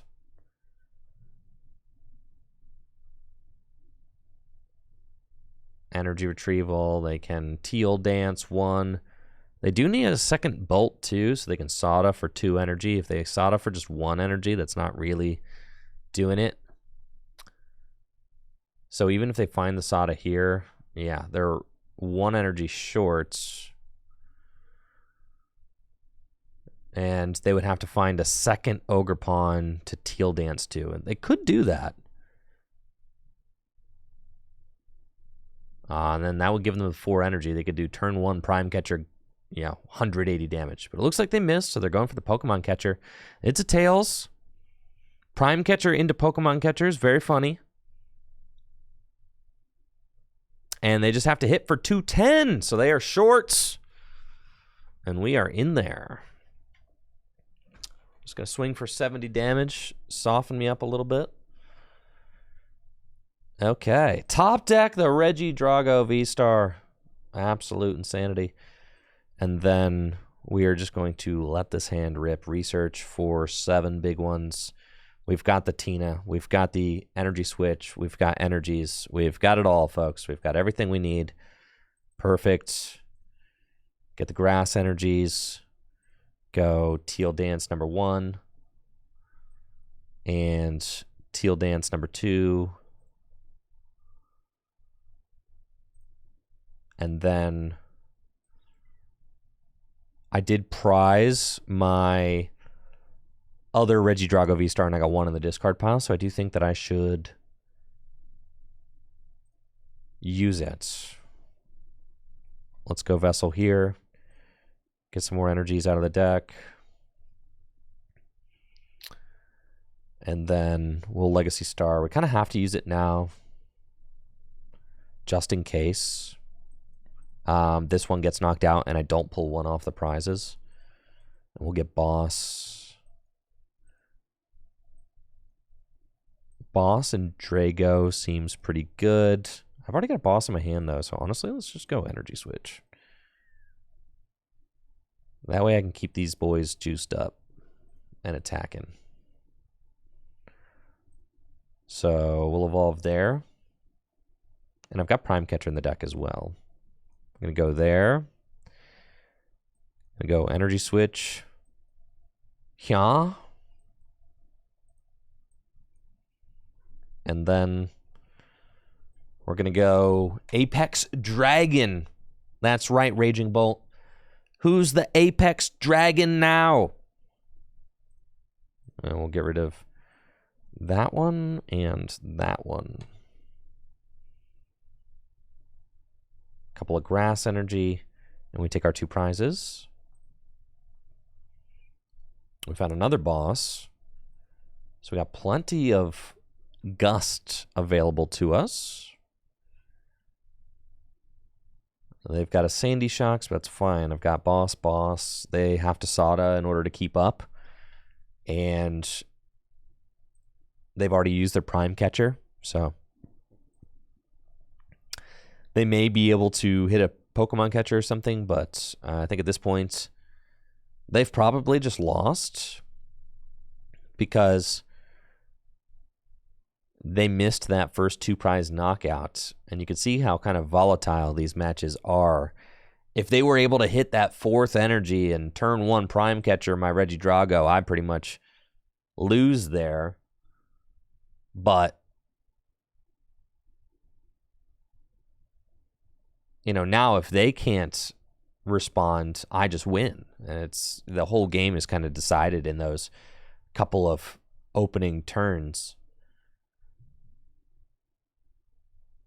So they use the Pal Pad, chuck a couple supporters back in, Pokegear. Boss's Order is probably not what they want right now. They need a lot. I guess they can Magnetic Burst, but like that's not what you want to do. Especially when I'm coming in for a Phantom Dive. I'm just going to boss up Squawkabilly, Phantom Dive, spread damage to both these, and then boss for game. And it's pretty much... Well, I guess that plan has changed. Never mind. They got rid of the Squawk. I could still go boss game, so I'm thinking that I'm just going to do that. Energy in the discard, I've got 2, which is fine. Let's go Teal Dance.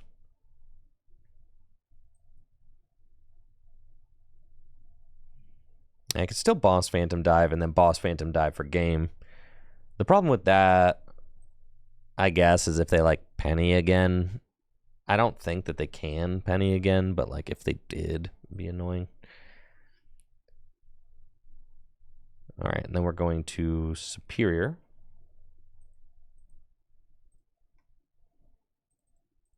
Grab those. And we're going to go Teal Dance. And Energy Switch up to this guy. Attach here. I think I like the Phantom Dive play is probably fine. That way I don't like rid my board of energy. Go Phantom Dive for 10 short of the knockouts, and we'll place all our other damage onto the Ogerpon just to protect it against, I don't know, switch card or something. Like you want to put more than 10 on there, more than 30 on there, because they do play switch cards. Then we should be able to go boss and Phantom Dive for game for the 4 prize turn. Yes, Charm as well. Right. Charm. If they just put a Charm on that, we still hit the numbers with 6 damage counters on it. That is very true. I was totally thinking that when I did it.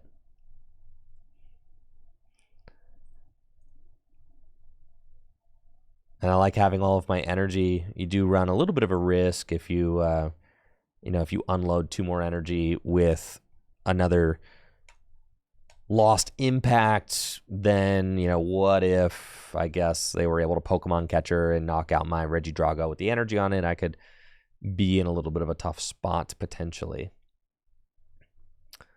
Let's see. Do they finally find their Sada? They do.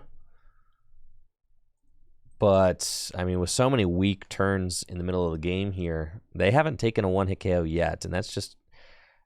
That's what the Raging Bolt deck is supposed to be doing every single turn of the game. It's just taking one-hit KOs. And they have some cool tech cards in the deck. We saw Penny. I think I saw an Airy as well. But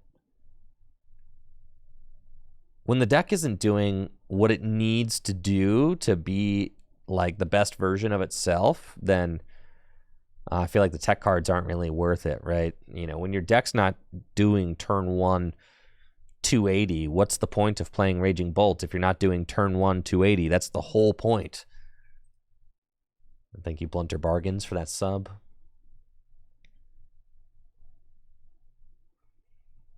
Appreciate it. Thank you all for the supports. Getting back from vacation.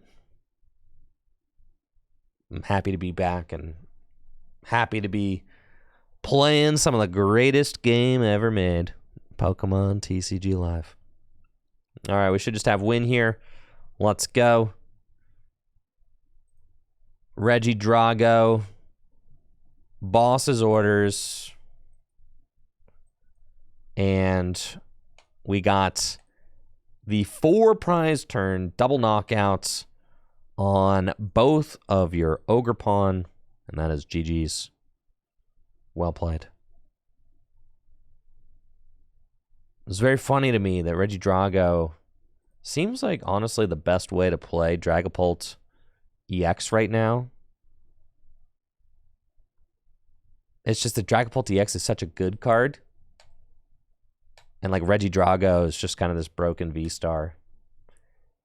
And it really wasn't all that great until they decided to print like one of the best Dragon cards in recent history, which is that Dragapult EX. The only problem with Dragapult EX is that it's a stage 2. But Regidrago is stage 1, essentially.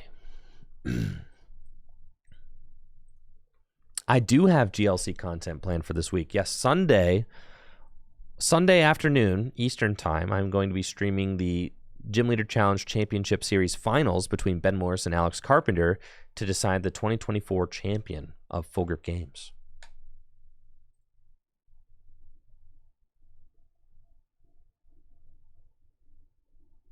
So yes, lots of content ahead. I've got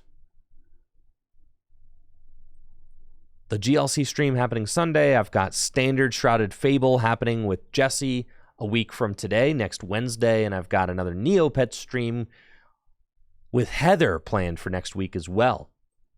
Next week is going to be crazy. I've got more exciting news happening next week too.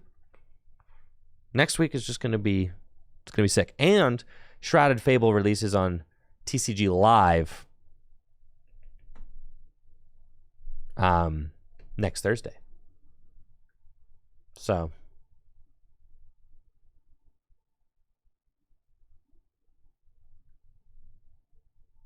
got a lot of hype stuff coming up next week with Shrouded Fable. Shrouded Fable finally going to be available for play. I know people attending the World Championships are going to be very thankful for that, so they can get reps in with their decks that they're planning to play at the World Championships. And then as soon as Shrouded Fable comes out on TCG Live, I'm going to be playing Shrouded Fable on TCG Live, but then my tabletop days, I'll be playing the new decks from Stellar Crown. So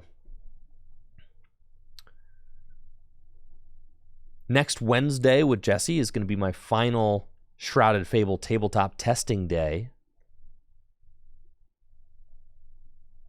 And then we're moving on for tabletop. We're going to move on to the Stellar Crown format. I also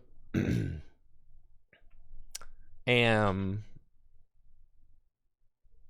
thinking about building expanded decks just as kind of like a for fun tabletop experience. Try some expanded decks.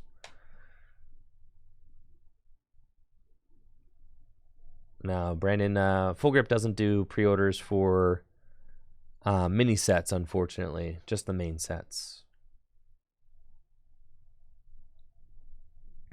Apparently, viewers of the Tricky Jim VOD channel have been requesting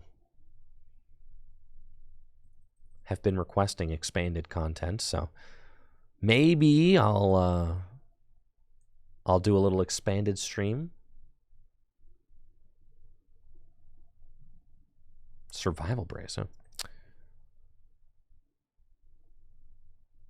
And then I also want to get some retro coming soon. I mean, I am going to be streaming the Base Fossil tournament the weekend of August 10th from Milwaukee. There are 68 players.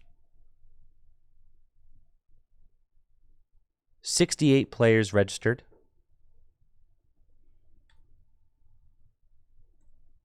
If the expanded tabletop stream is terrible, great. I'll never do it again. That's fine. But, you know, I haven't played expanded format since pre-pandemic, so could be fun.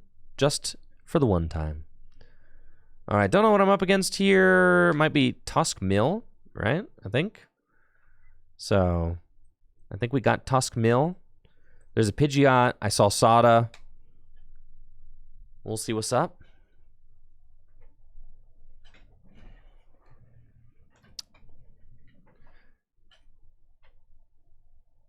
Hisuian Heavy Ball would make sense so they can get their Tusks out. The Tusk deck, yes, plays Fighting Energy, so it's definitely Tusk. And we'll see what they got going on. Pidgeot in the active spot. They certainly want to get that thing out of there, which they could just retreat. And then I just want to start slugging away, I think, with like Dragapult. Try to build up damage on Radiant Greninja. Maybe take a bonus prize throughout the game by going 6/6 and then maybe a 10 ping from Halucha.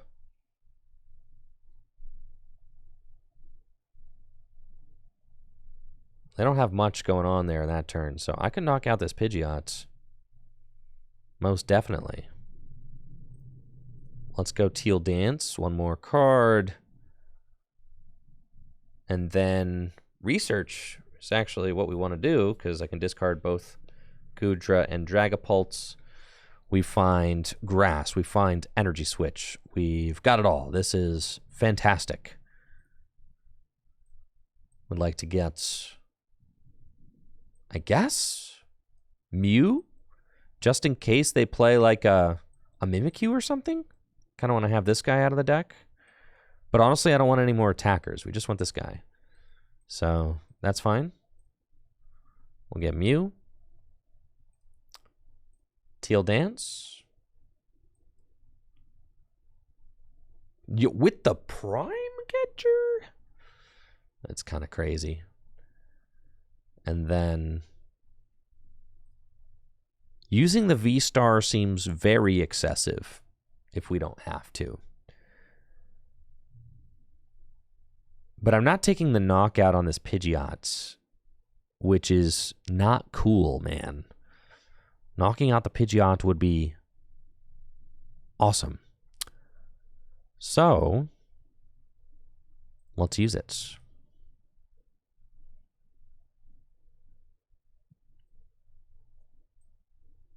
Nope. And I still don't get it. It's fine. Energy situation. We'll take Iono.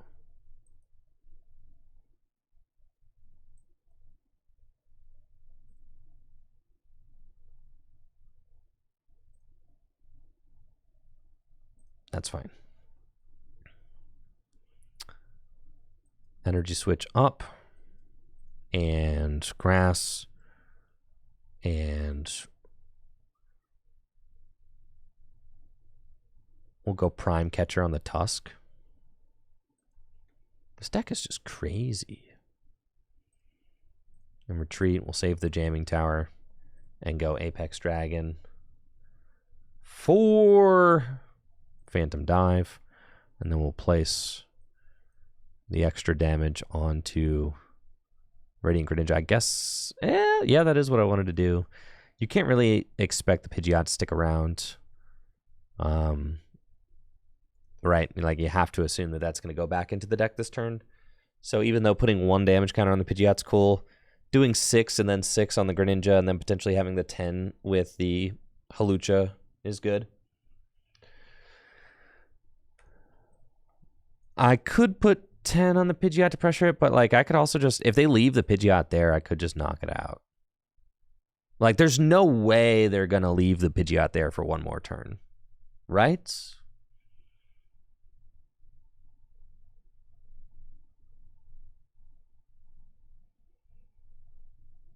Okay, we've got Counter Catcher. They're going to bring up an Ogre Pawn.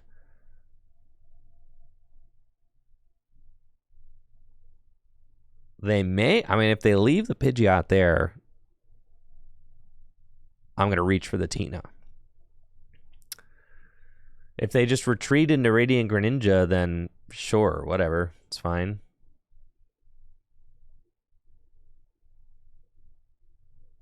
I think I just like the math better on the Radiant Greninja. I'm already probably winning this. Survival Brace. The Survival Brace. Okay. Turo, we don't need. Jamming Tower, we do need. And I can Iono.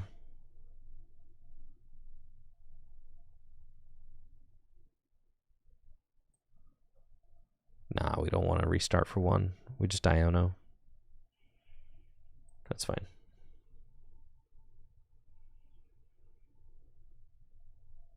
Yeah, Survival Brace ain't it, unfortunately. Really don't think so.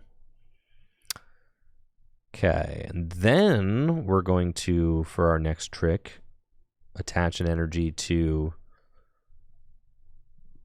I guess, Regidrago, energy switch, over to Mew, Ultra Ball. Oh, I prized my Tina this game? Oh, so it was never happening? Man. That's fine. And I prized my Hawlucha this game. Dang, that's crazy. All right, restart.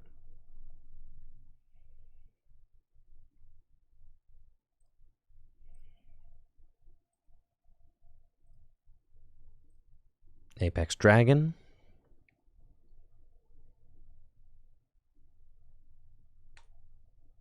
And we'll do our Phantom Dive.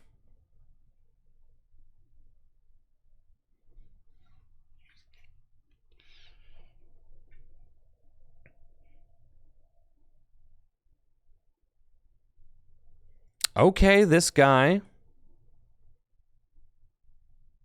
That is a guy. That is a guy. That's interesting. I can copy it with Mew, which is fine. We could just do that.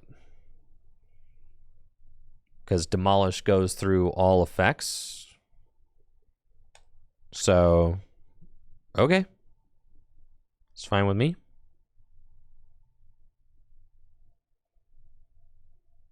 So let's go. Really don't want to retreat this Regidrago, though, you know?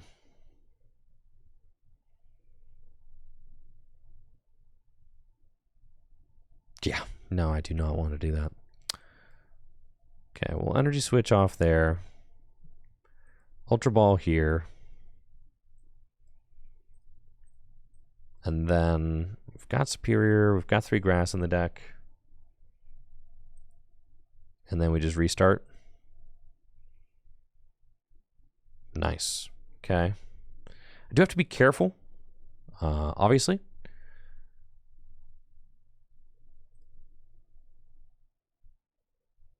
I don't want to run out of resources, but I think that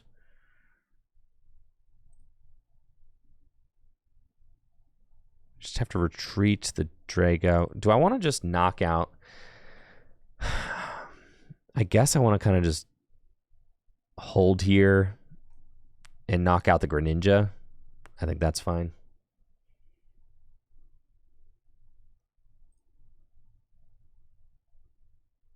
Do that. Just want to take out that Greninja now, and then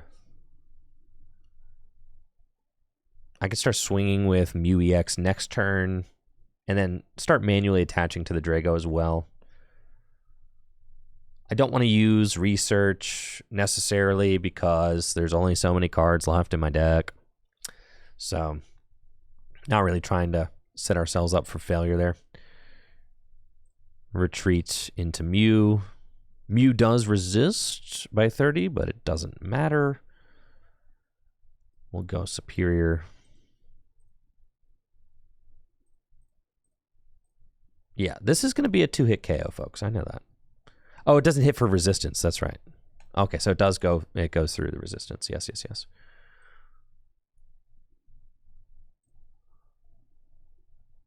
I think I just hold. And genome hacking for demolish. So we're doing 140. And then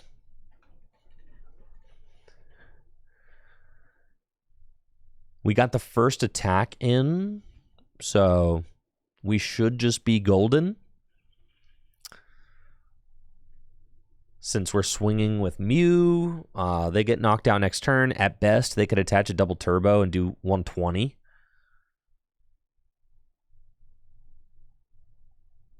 They do have a Sawdust Vitality, but they don't have an Ancient Pokemon down yet. There is a Tusk, though, so they can Sawdust Vitality to the Tusk. They got another Tusk. Okay, sure. They can Sawdust Vitality to both. I do have to be careful with the amount of cards I have left in my deck. There's not a lot. But okay, yeah, they're retreating the Tusk. Okay, yep, this is annoying. This is annoying for sure. Because now I don't have a threat. Oh, I guess I can Giant Tusk. I can Giant Tusk the Tusk. That's kind of funny. All right, we'll do that. And it's weak. 320 damage. We'll take our prize. And kind of just keep putting the pressure on. And then I do have to find a boss's orders for game, maybe. I've got one boss left in deck. And I'm sure they want to mill it. So that is tough. If they hit it, I mean, I could do like a final reach. All right, they didn't hit it. Okay. Not yet, anyways. And I've got the perfect amount of cards in deck.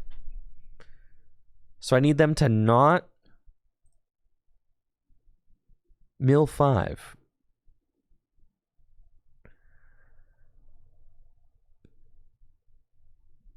Okay, yeah, let's just go. Giant Tusk. Come on, Mew. I just need the boss's orders. If they go land collapse and they miss the boss's orders, that's going to be hysterical, by the way. Oh, yeah, they're going to hit it for sure. All right, maybe they miss boss. Miss boss, come on. One time. Is it prized? I win.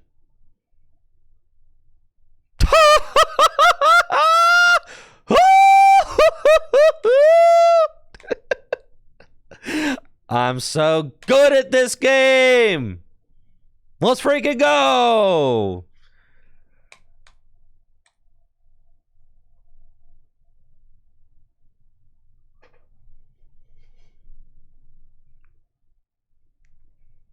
Thank you, Char Lizard, for the sub and the 5 months. Appreciate it.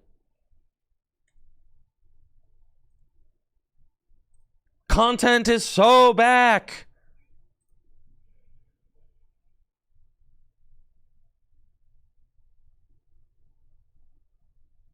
That was crazy.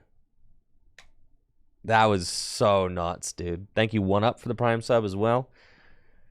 And Char Lizard, thank you.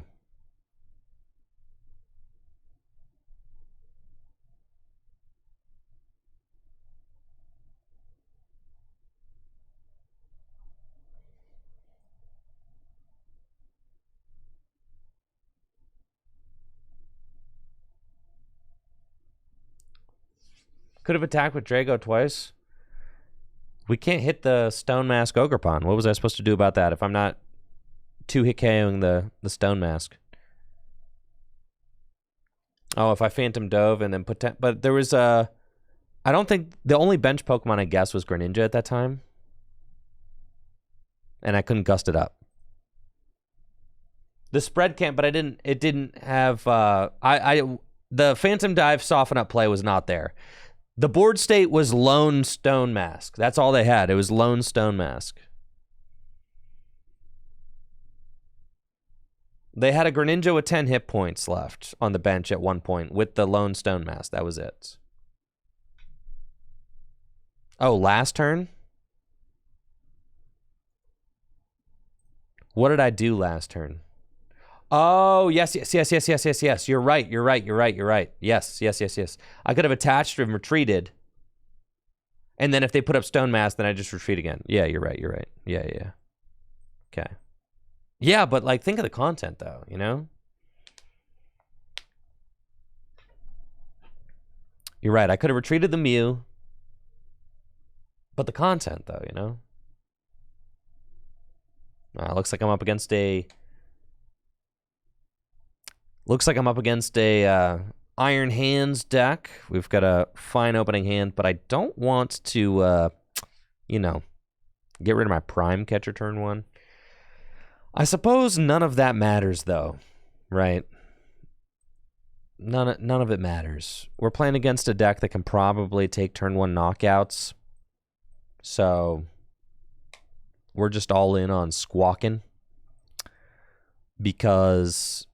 You know, if they go Prime Catcher, knock out my Regidrago, then I just lose. So we have to squawk and then also seize. We have to do both those things. Okay. And woo-wee, what do we got going on here? All right, let's go get the Mew. And then 2 grass in the discard pile.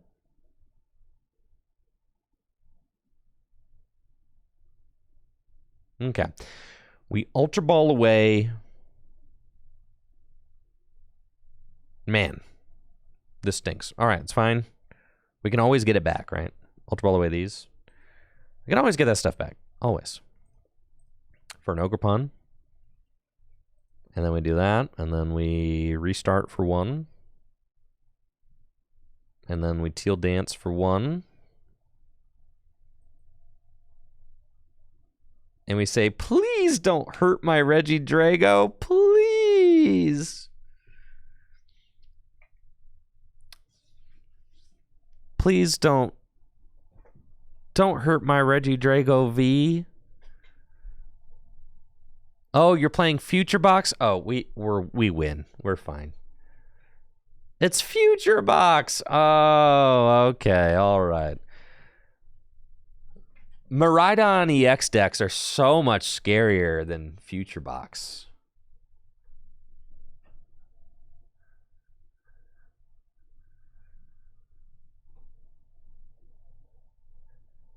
Yeah, turn 1 peak acceleration.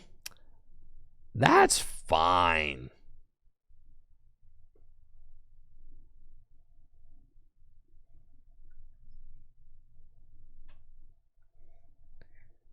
Future hands, nah, ain't nothing. I would like Miraidon. I would like Miraidon for Worlds if it didn't have just such an atrocious Charizard matchup. Miraidon EX. I mean, Miraidon EX pretty good. Top 16 to NAIC. Come on, folks. Have a little more respect. Miraidon's kind of busted. They going turn 1 Thorns on me? No, you're not. Miraidon's a fine deck right now. I was playing Miraidon for weeks after NAIC. Yeah, Miraidon's kind of nice. Especially with the Blood Moon. All right, let's get into this. 80 damage to the Drago.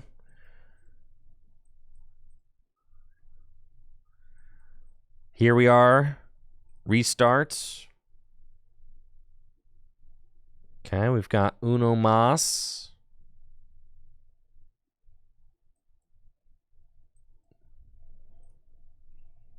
Okay, pop that down and research.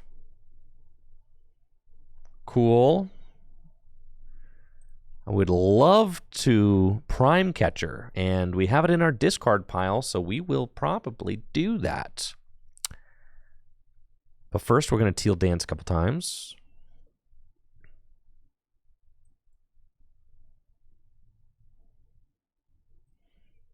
Energy in the discard pile, we got 2 grass. We'll Teal Dance again. Nice. We got a second Drago.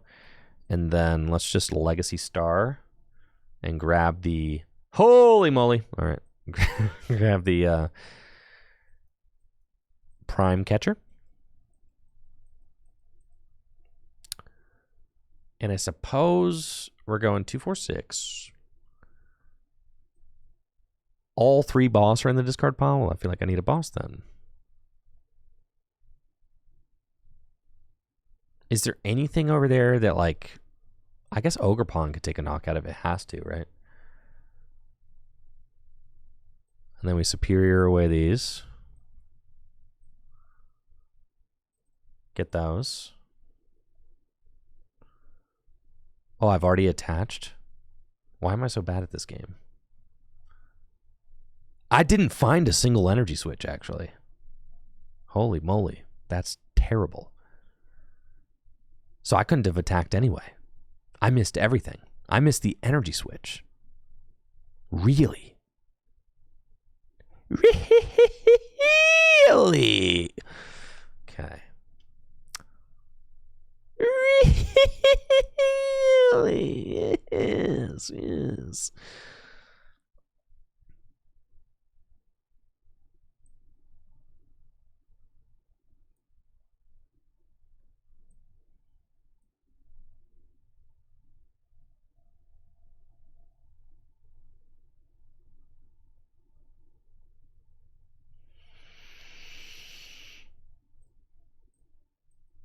Okay, go ahead.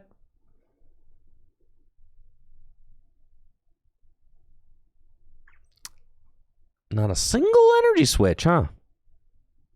Not a one. Not a one. Huh. Fascinating. Okay. We're hoping this fatty up here is kind of just stuck doing 180. That would be fine. See? See?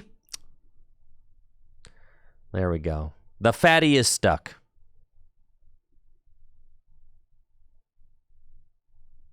As we knew it would be. Okay, so we go here and we say, like, what are they doing? They could do 200 with that, which is enough to knock out Regidrago. 220. They can do 220 with that. So do we want to blow up the Thorns? Or do we want to spread?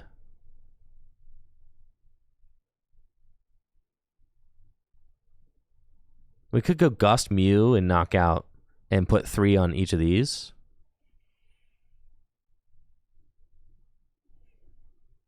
with Dragapult, which seems fine.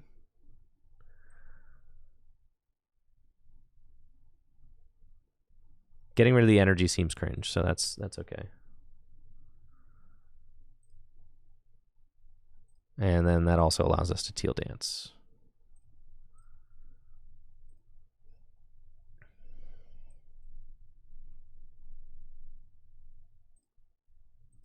Okay. All right, and then we go Apex Dragon, and we place 3 on each. Okay, Phantom Dive. And we go 3 here and 3 here. And, you know, if they play a card called Switch Cart, then we just cry ourselves to sleep. Okay.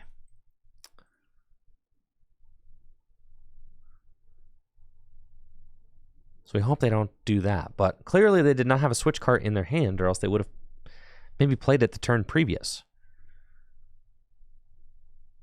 So we need them to not top deck it. If they take this knockout, I should have energy switches in my deck. I do not have any more Gust in my deck. So that's, you know.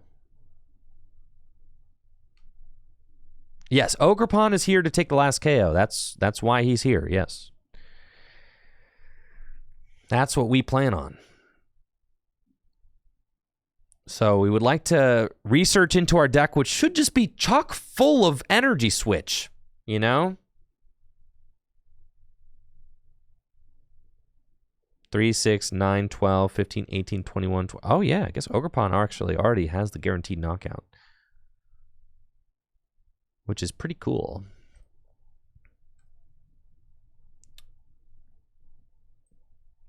Teal Dance. Teal Dance.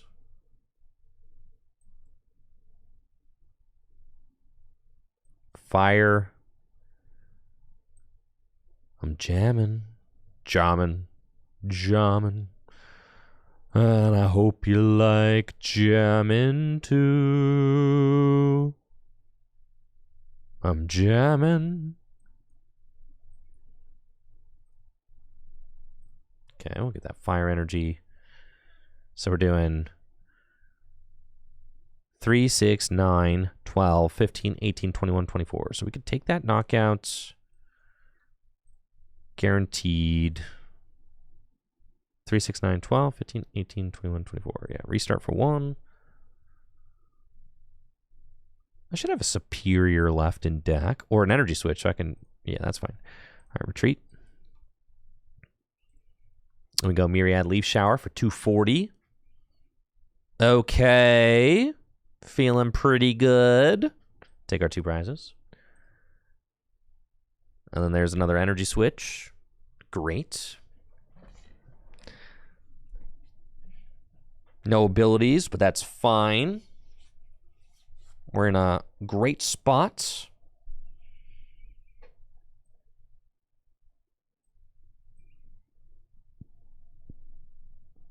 Tina V-Star is in the discard pile. Wonderful. So we can hit that 280.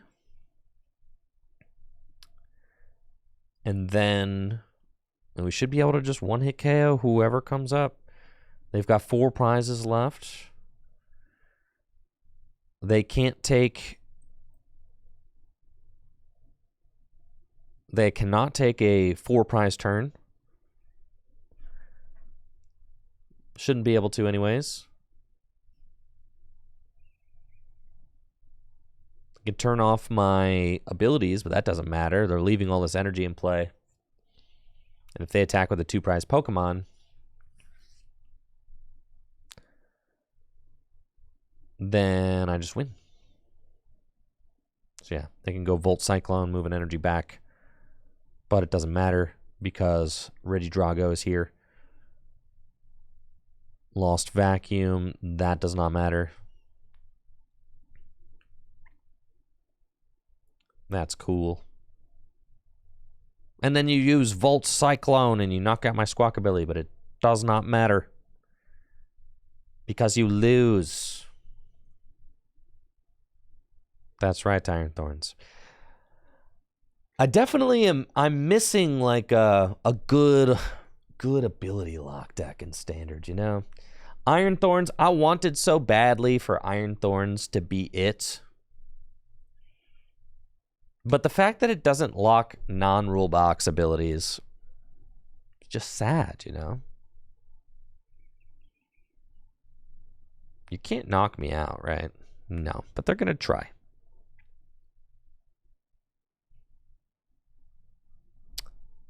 I miss real ability lock, you know? Authentic ability lock. Guardy is the best ability lock. It's like, that's not even, it's like, yeah, you can promote like a Fluttermane or something, you know, or Klefki. That's about as good as it gets. But these Pokemon that only ability lock when they're in the active spot, like, dude, they're printing things like, you've got Iron Bundle, you've got Prime Catcher, you've got Boss's Orders.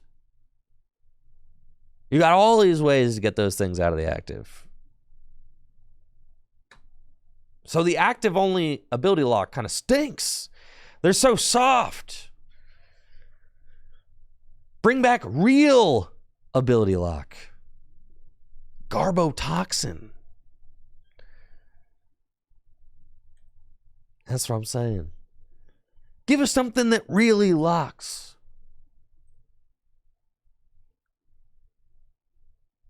What about Aerodactyl VSTAR? Soft. Still, it only stops Vs.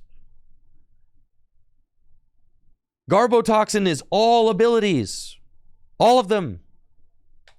Oh, yeah. Give us across the board ability lock. That would be so hype.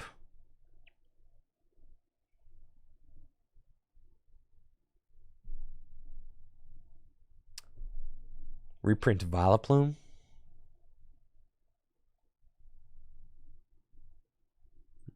Alrighty. Here goes the Drago. Let's go.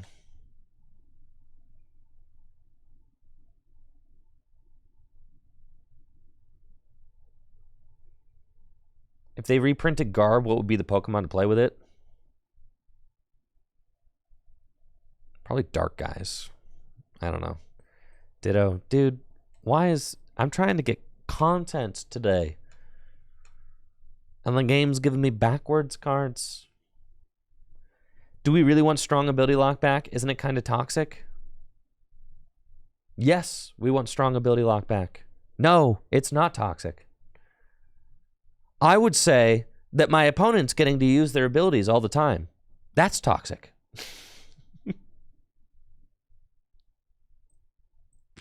What is this? United Wings? All right. Abilities going unchecked. That's toxic.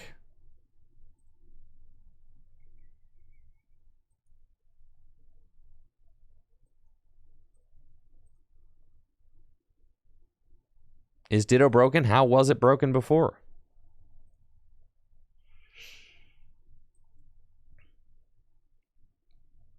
You guys want to get a turn 1 Dragon Laser? Come on.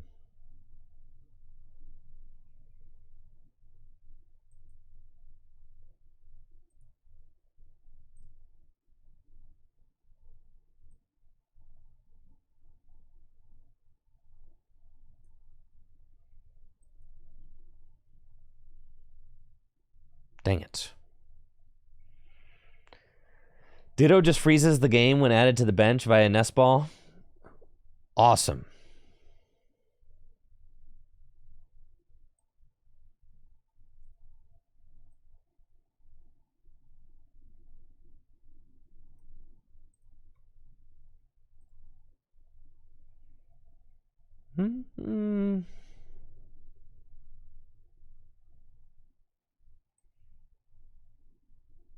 That's fine.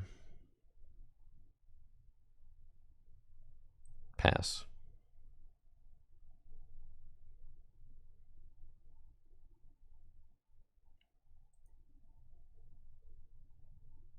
Here we go. Oh, ditto. Nice of you to show up. Hello. GG's. Thanks for playing.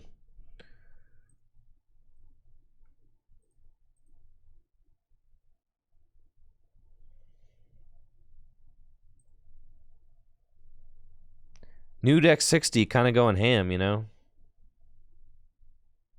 Gotta say, it's looking good.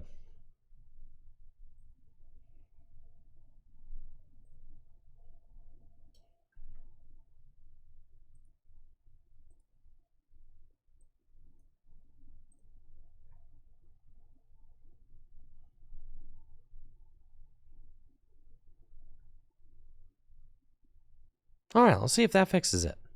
Hopefully. Do I got any sick new clothes to put on? Man, oh man, oh man, oh man. Dressing up my avatar. It's my favorite part of playing the Pokémon TCG Live is all the awesome customizations for my avatar. Okay, come on, Andrew, come on. Hang in there, buddy. Hang in there.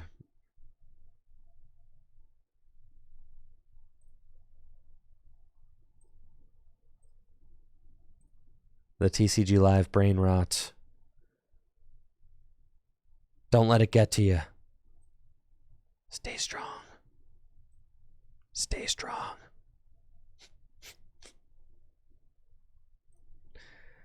Oh, yeah, man. It's looking pretty fire right there. That's a pretty fire fit.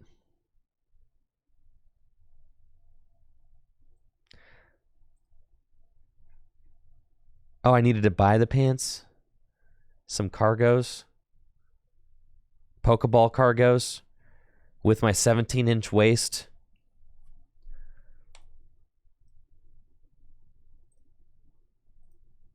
My board shorts. There we go. Nice. Gotta love the 17-inch waist. Feeling good. All right. And then hats.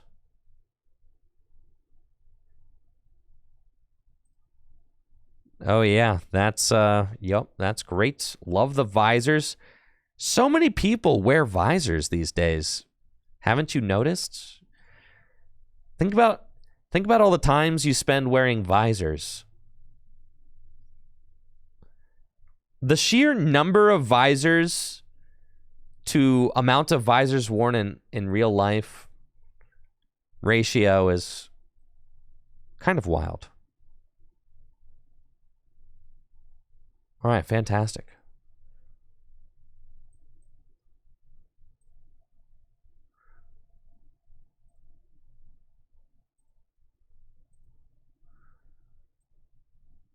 Excellent.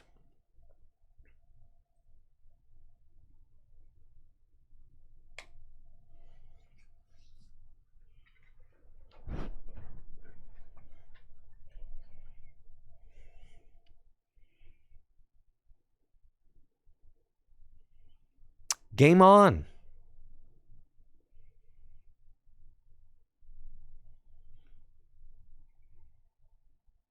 Game on, brothers. Game on. I would love to go first. Thank you.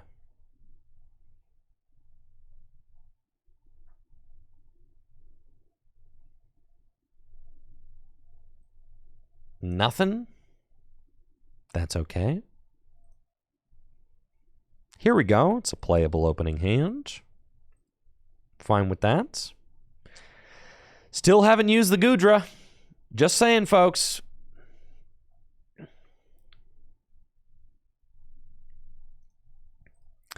Looks like I'm up against Palafin EX. And I've got a great opening hand, so that's cool. On this ball. And I think I'm squawking in season. That seems good. Yes, sir. Earthen Vessel away the goo.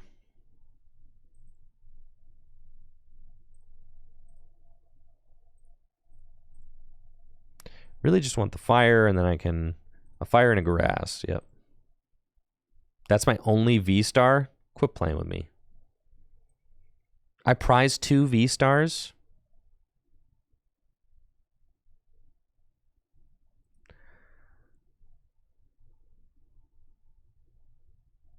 Did I prize 2 V-Stars? Well, if that's the case, I would have... Come on. We can't have prize 2 V-Stars.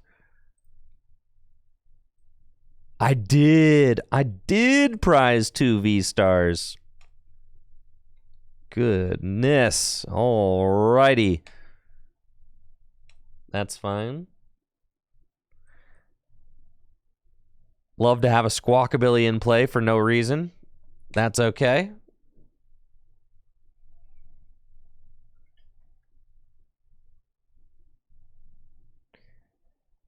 We're chilling. Squawkabilly's hanging out for the vibes.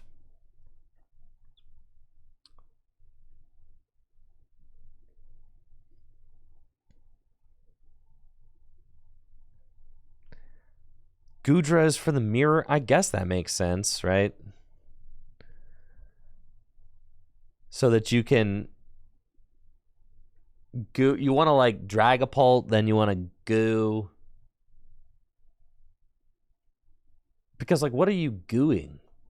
I guess you could goo like. But then if your opponent just gusts around, I don't know. It's tough to say. All right, I've got the double knockout queued up. Let's go. Here's my Drago. Research. All right, I need some thangs. I need some thangs thangin'. Okay, we're going to go here. And then we're going to go Vessel. Discard the Tina.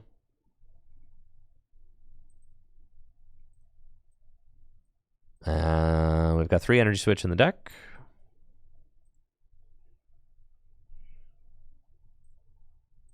One energy in the discard pile, 1 energy switch in the discard pile. So it is guaranteed. Guaranteed. Count Steel Dance. Find Boss. Teal Dance again.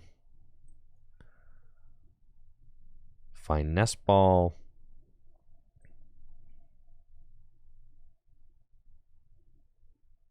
I've already got the... I don't have the Dragapult in the discard pile, so we'll Nest Ball.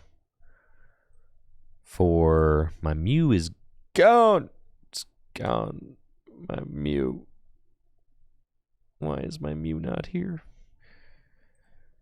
Okay. Nest Ball for Ogerpon's fine. And then let her rip. But first,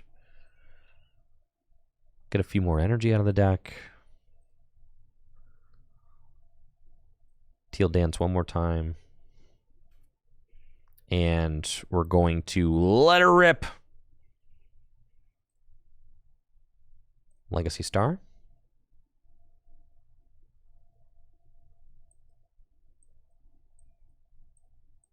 And I'll take Boss and Energy Switch. I got a Boss in hand already. The bosses just feel kind of good at this point, though. And the Energy Switches also feel good. Okay.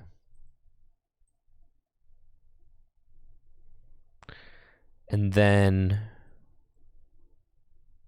we go there. We go there. And we Apex Dragon, take the double knockout with Phantom Dive. And we are hitting that Bidoof. Goodbye. We'll take our 2 prizes. We got Superior and Iono, so that is good. We do only have 1 energy switch left, so I got to be a little aware of that. If my opponent were to cook up the 1-hit KO on this Regidrago this turn, that would be bad. We would explicitly not like that. That'd be real bad. But Palafin EX only does 250 damage, so like That shouldn't happen. Unless they just got it all like that. I know they can't. They can Kieran. They can Defiance Band. They can Kieran or Defiance Band. One of those two. They can Choice Belt if they play that.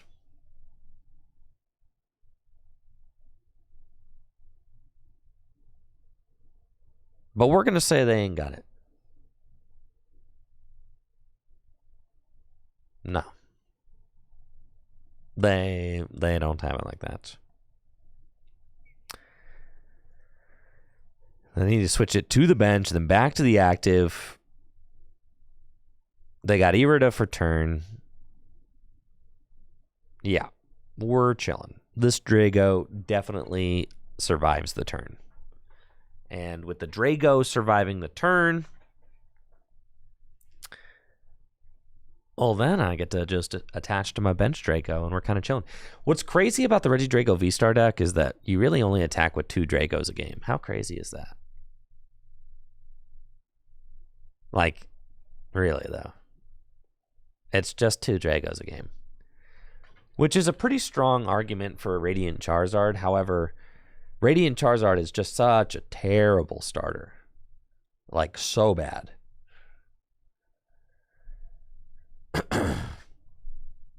So, I don't know. You have to weigh that. All right, here's Palafin. Here's Palafin. We've got 4 Sealstone. Okay. And then we use the 4 Sealstone. And then what do we get? A switch? An Iron Valiant!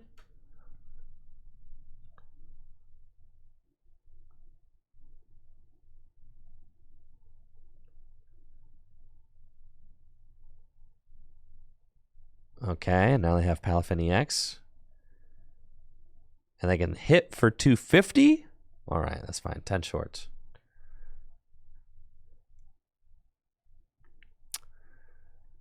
That's cool. I like your style. However,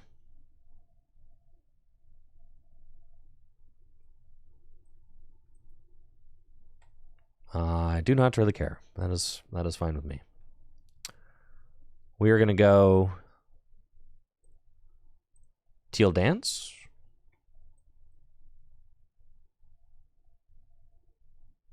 And then got Tina already in the discard pile. We're going to go Boss here. Fire here. And Apex Dragon for Phantom Dive. And we're going to place those there. Put it in range of Tina. So we can do 280. I just need to find my... Ooh, okay. Yeah, there's my Regidragos. Great. I forgot about that. I did forget about that. Yes. I think my Mew EX is also prized this game. So we're going to have to dig to find that final energy switch.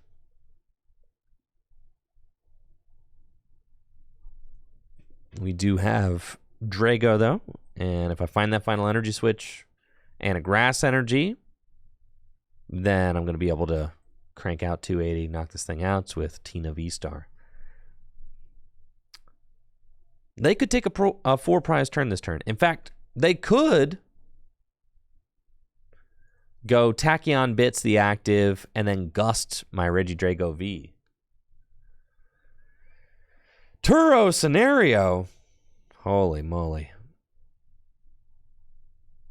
Well, this is bad.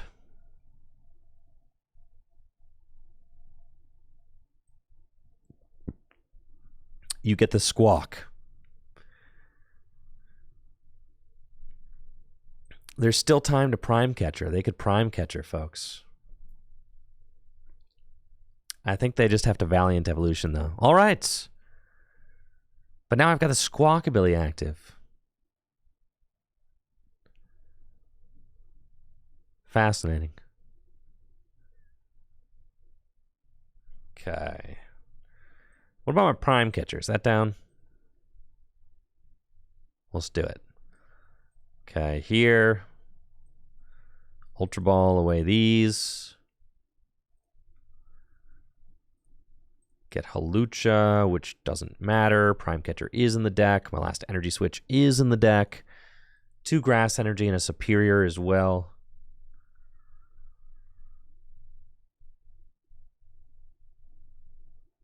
The 10 damage from Halucha does not matter, so let's just research.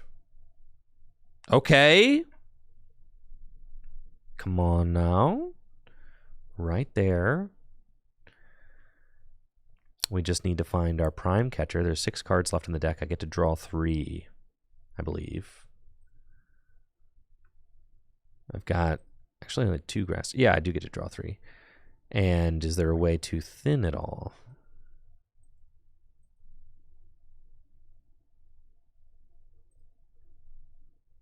No. All right, cool. We'll see what we can do. Teal Dance.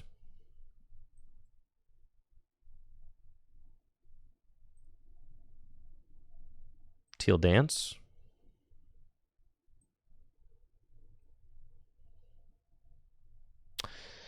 Man.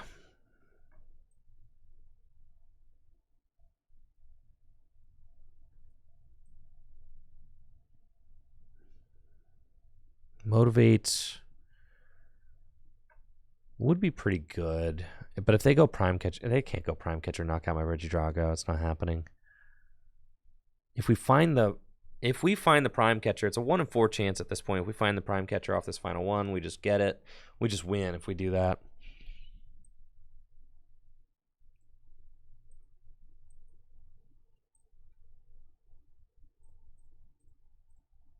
Okay, we'll grab these.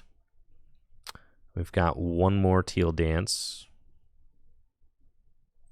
And if it's Prime Catcher, we win. GG's. Bring up the Iron Valiant. Attach Grass for turn. Energy switch. And we hit him with the old Lost Impact for game. GG's. Well, let's freaking go. Crazy. Crazy deck. Name a card, get a card. Well, let's freaking go. Oh, yeah. You know it's the new fit. That new fit is giving me the power I need to stunt on my opponents.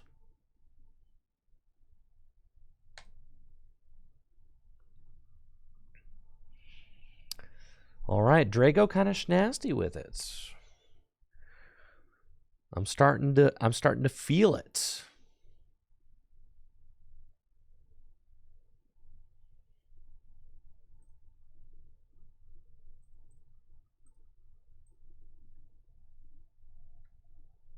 I am feeling it.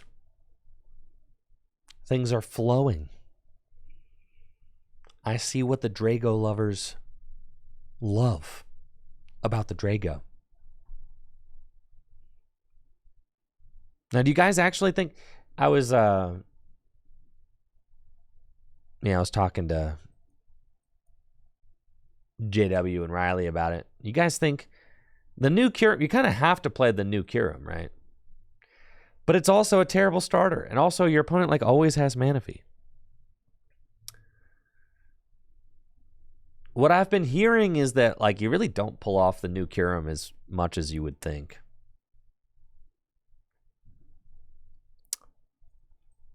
But you kind of have to be able to threaten it, right? Looks like I'm up against Dragapult, and I'm going first. It's not the best opening hand, but it's also not the worst. We'll take it. I've got Sir Squawkin' Seas. We can get out of the deck. And I'll Ultra Ball and discard these. And see, my Hawlucha's in there too. Great. Get Regidrago V. Slam that jammer down. And then let it rip. 6 new cards. Nothing great. But that's okay. Not even an energy attachment. That's fine. It's not like I play 4 Vessel for this reason. This is a pretty good hand, though, if I don't get Iono'd. I've got the Regidrago VSTAR. I have a research. I just didn't find any energy. You really want to get like 1 energy down turn 1, because if you don't get that 1 energy down, it means you have to pull off the double energy switch play next turn, which is doable. I mean, we could do that. The hand is kind of like loaded, other than the energy situation. The hand is loaded for sure. But the energy situation is a situation, right?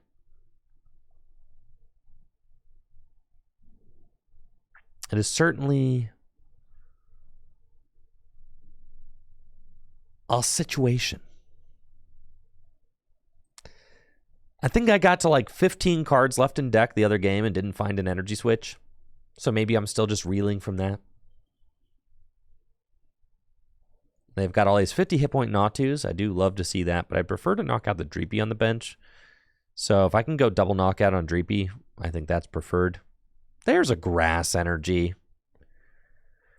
But I need to do more than just double energy switch. I need to go triple. You see what I'm saying? Because I also have to retreat. Do you see how difficult missing that energy was? Truly? Do you truly see it? I think I cannot afford to put the Hawlucha down, honestly, because I'm just going to have a 3rd Ogerpon. So.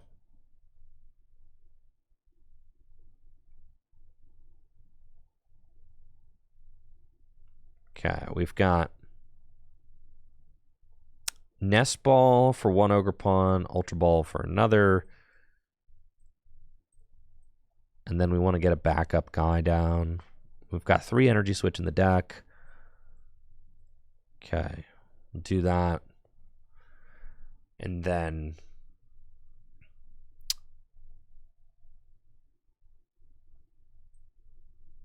Earthen Vessel away the Gudra. That's all the energy we'll need. Teal Dance. And then we say, I'll need to Teal Dance 1 more time. I need to attach this fire here. Have to. I have to Teal Dance 1 more time. So we're going to Ultra Ball away Drago and Grass. And it's got to be this guy. And then I haven't seen an energy, so I just have to hit double energy switch.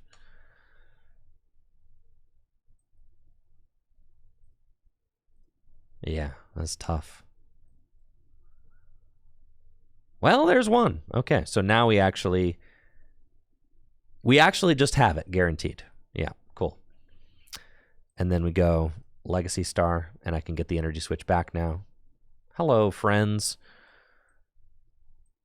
We've got 2 Drago V and a Regidrago VSTAR in the discard pile. So we're going to get the energy switch back, and I think the Mew is what's calling to me.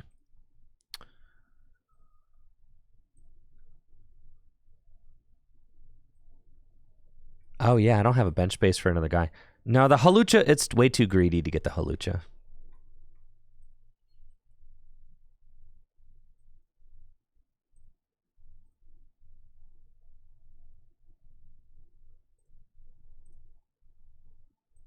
We have to go here, and we just have to go Apex Dragon. We're still taking 2 prizes. And we go Phantom Dive, and we go 5 here, and we can put 10 on one of these. It's fine. We'll take our 2 prizes. We find another energy switch and an earthen vessel. The sketchy thing about this is, like, I would have not put 3 Ogerpon into play, but I had to put 3 Ogerpon into play because of the fact that I didn't get an energy drop turn 1. So then I had to put the 3rd Ogerpon into play if I wanted to be able to attack. Unfair stamp. I'm glad I put the Mew out. That's a fine draw. Mew can be a fine attacker. I mean, we can copy Phantom Dive, which is totally cool. Ogerpon is not as great of an attacker, but that's okay. Looks like they kind of have to just go TM Evolve this turn. And that gives me another turn to make some magic happen. I've got 3 energy in the discard pile. And they're going Nest Ball for Rotom, which is great. That actually gives me like another 2 prizer to potentially take out, which is just so good.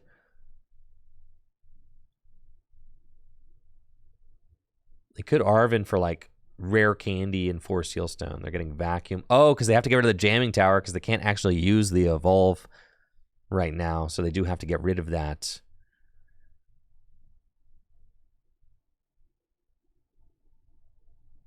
And then they can use Evolution. They got their 4 Sealstone. Sure.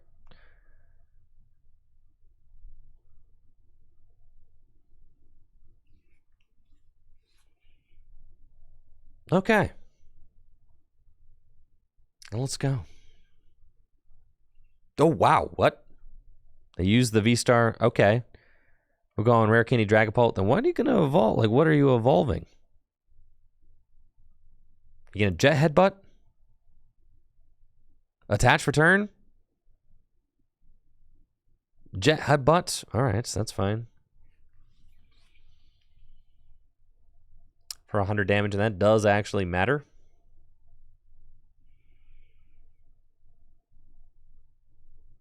Okay, let's go Teal Dance.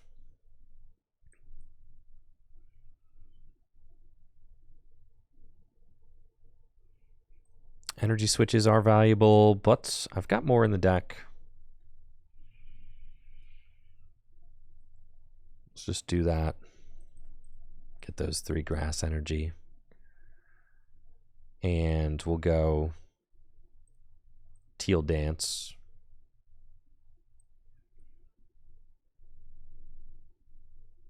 And Teal Dance. And I think this is a Rolling Iron angle. Finally, we found the use for Rolling Iron, I think. Right? Rolling Iron is how much less? Is that 80 less? That's ridiculous. All right.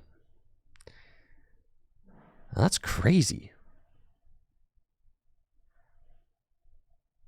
So we'll just go... fire does not matter. We'll put a grass here and research.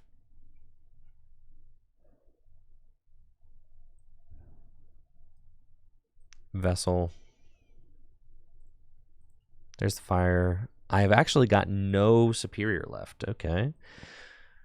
And both my superior are down. Okay. So we're going to go 200.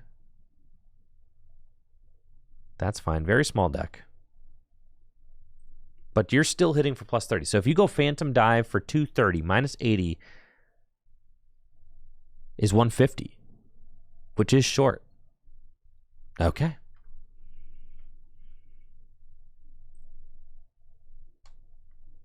So we go Apex Dragon. And we go Rolling Iron. Kind of have to do that. And then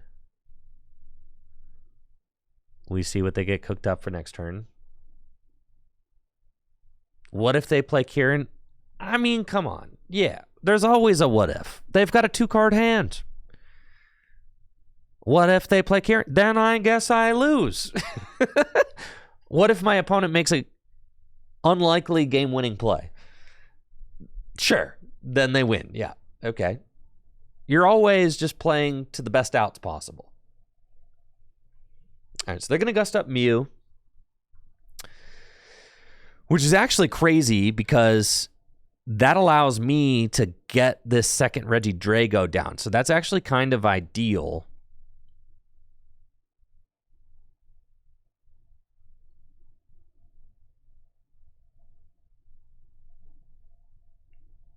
And so I get to bring up the Drago, and I think I have to spread?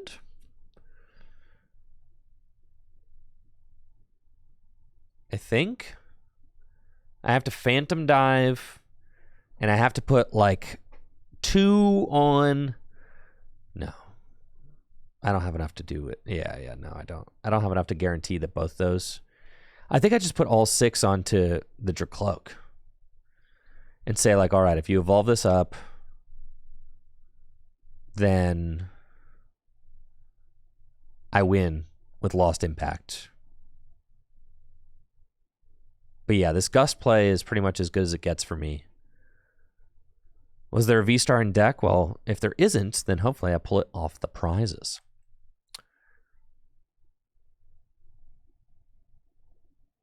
Prime Catcher, but we don't want a Prime Catcher yet. We want to bench that, attach here, energy switch,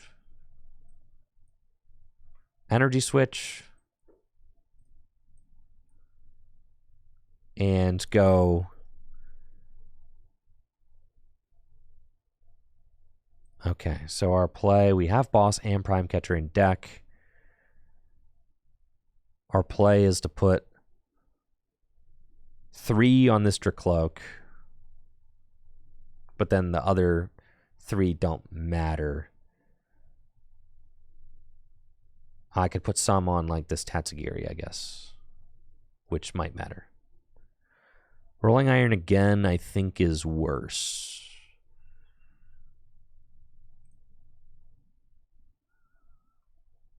But I guess if Rolling Iron again, all right, so if we roll an Iron again, then I'm taking 80 less, and then they come up and they do 200 minus 80 is 120, which is still short. All right, I guess I'll clown. We're going to roll some Iron. Let's do it.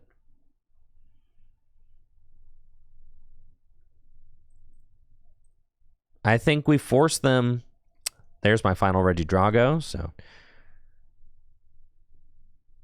Yeah. We definitely just Rolling Iron there. We force them to have a buff. They probably don't have the buff.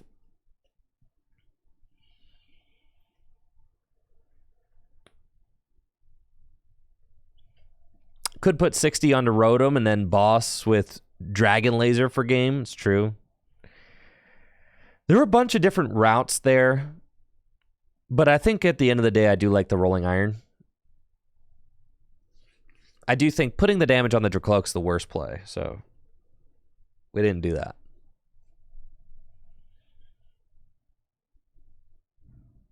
But now, funny enough, I do not win. Like, if I had put all 6 onto Rotom V, then I do win. Oh, but I guess I do win because they're not going to knock me out. So the Rolling Iron's broken. See? The Rolling Iron was the play.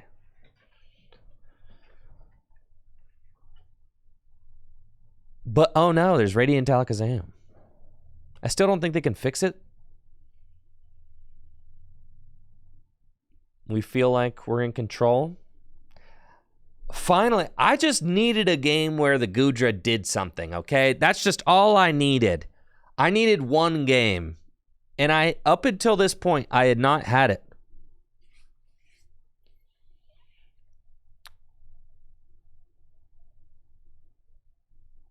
I had not had that game-winning goo play, but decreasing 80 damage is ridiculous. I mean, it is. It is ridiculous. That is a lot of damage to prevent. Like a ton.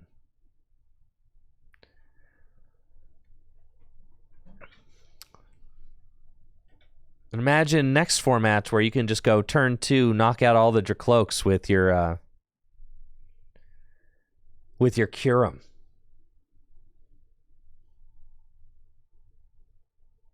Of course, if they don't have Manaphy in play. But you kind of force that Manaphy to come online. Which does take up a bench space. And we see they are short. They decided to spread all of their damage out. They're doing 200. 200 minus 80. 120. So they are just a little bit short of the knockouts. Which means that I have game in hand with Boss's Orders on the Rotom V. And that is GG's. All right, finally... Gudra VSTAR earning its spot in the deck. Rolling Iron, decreasing damage dealt by 80 is nuts. Lost Impact Rotom is gone. GG's.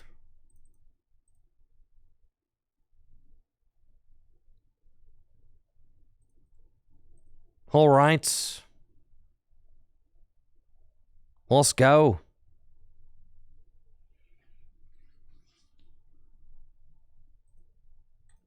Yeah, they were still going to be short by 10 no matter what. Even if they correctly spread their damage out. They had to put all of the damage onto the... They had to put... I think the correct play was to put all 6 on the Drago VSTAR. But they did not do that.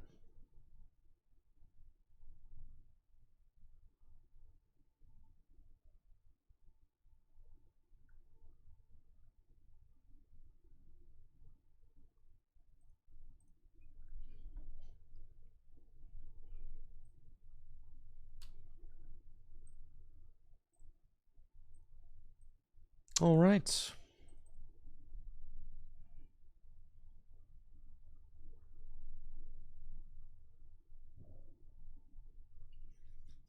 Getting sweaty in here. As you guys know, my studio does not have air conditioning, but the new studio that is going to be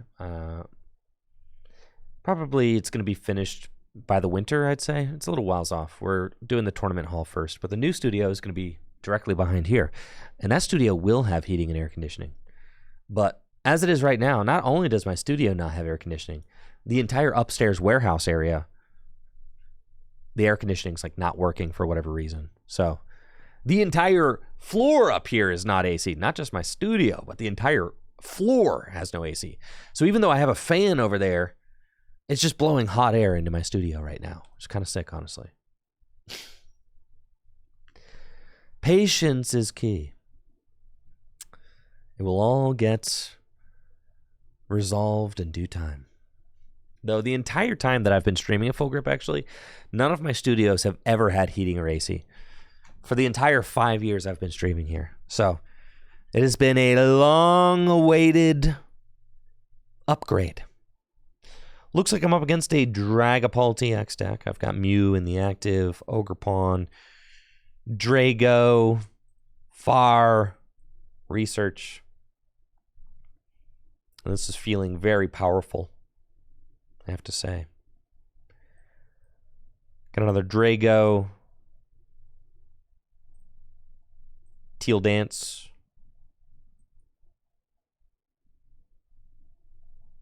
I could Squawk. Squawk would be funny. Do I have any energy in the discard pile? I do not. There's really no reason to Squawk. I do think I'll do this and use Flying Entry. Place those there. There's no way they get the... There ain't no way that they get the turn 2 attack. Nah, they ain't got it. All right. I was going to retreat into Halucha. That's why I played it preemptively. But I think the more I look at and think about the traditional Dragapult EX experience, there's no way you're getting the turn 2 attack going first. Especially without an energy drop. If they had an energy drop, I'd be a little more scared. But no energy drop, that means they have to get rare candy. They have to get Dragapult EX. They got to get a Xatu. They got to get a Psychic Energy. They got a Clairvoyant Sense. They got to find a Fire Energy. They have to attach it. They have to find the board. It ain't happening, right? So I think I can rest easy. In which case I would have just held the Hawlucha, but that's okay. It's fine. I was kind of thinking as I dropped it. But that's all fine. Turo is in the discard pile. They do have their board. They have an Iono in hand, so they may just play that. Oh, they got the Candy Pult. Okay. They got Ultra Ball for Xatu. Holy moly, they could find it. They've got the board. They've got the Xatu. They've got the rare candy and the Dragapult. And now they Iono. And all they need to do is find a vessel and they have it.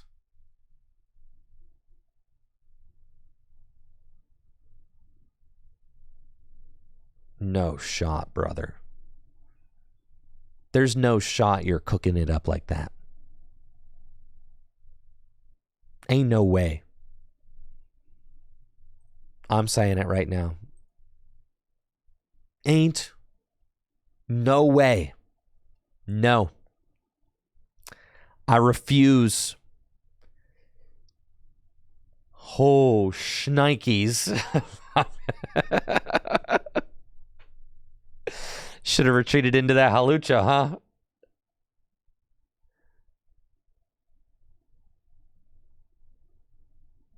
Man, that's doing a lot. Okay. Yikes. And the collapse. What's wrong with you? All right, if Dragapult did that every game, it'd be the best deck in the format. They didn't even V-Star. They just had it all. Holy smokes, dude.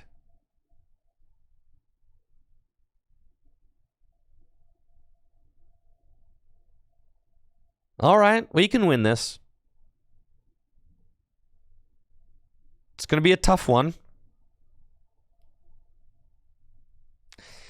Yeah, a little tough. But trust, we can do this.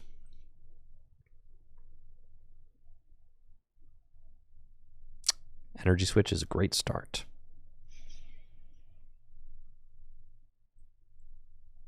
I like that card.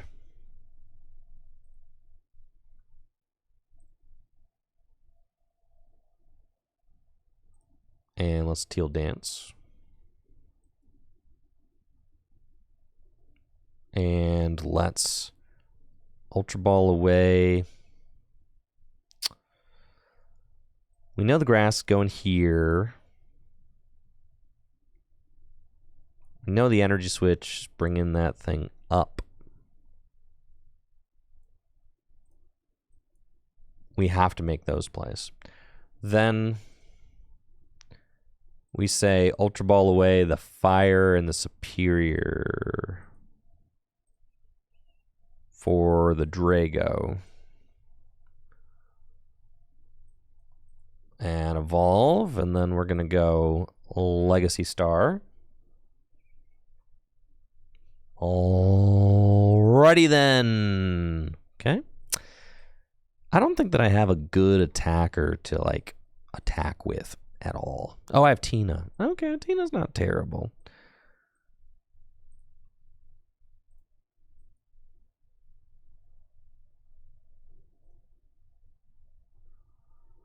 I think I'm getting Mew and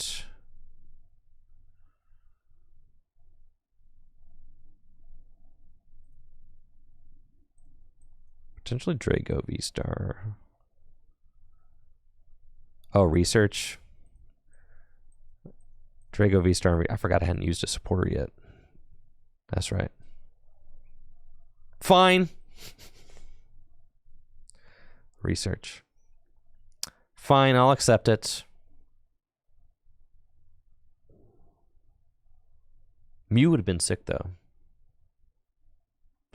And we've got the double Ultra Ball play. So what I could do is Ultra Ball for Dragapult. No, none of that's happening yet. All right, let's get the Nest Ball. Go for this. I think it's probably just correct to swing with Tina this turn. And then next turn, maybe some shenanigans. Rolling Iron is pretty good, but if I Ultra Ball, do I have a superior left in deck? I do. So if I do go Ultra... Nah, that's just so bad. Yeah, we're just going to swing.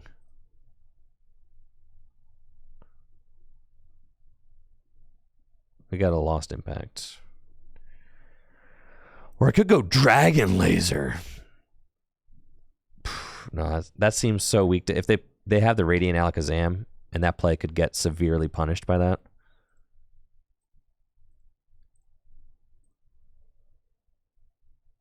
Yeah. If I go Dragon Laser and like soften something up, yeah, that's like so bad, right? I guess I could go Dragon Laser for 130 and then put 30 onto Tatsugiri. And then if they do Radiant Alakazam, the Tatsugiri, then that's still 10 on it. And then I could follow up the following turn with the Phantom Dive. I guess maybe. But I still think, the play I'm trying to like cook up though is the Prime Catcher, like knock out Dragapult and something else big. So like that's probably what we're trying to do.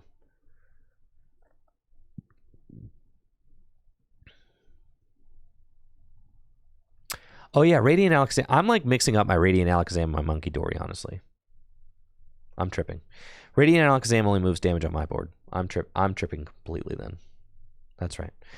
Sorry, I've got Monkey Dory brain. Yeah, Monkey Dory moves 30 from one side to the other. Yes. I've got those mixed up in my mind right now. Okay. Gosh, they popped off turn 2 so hard. Devastating, really.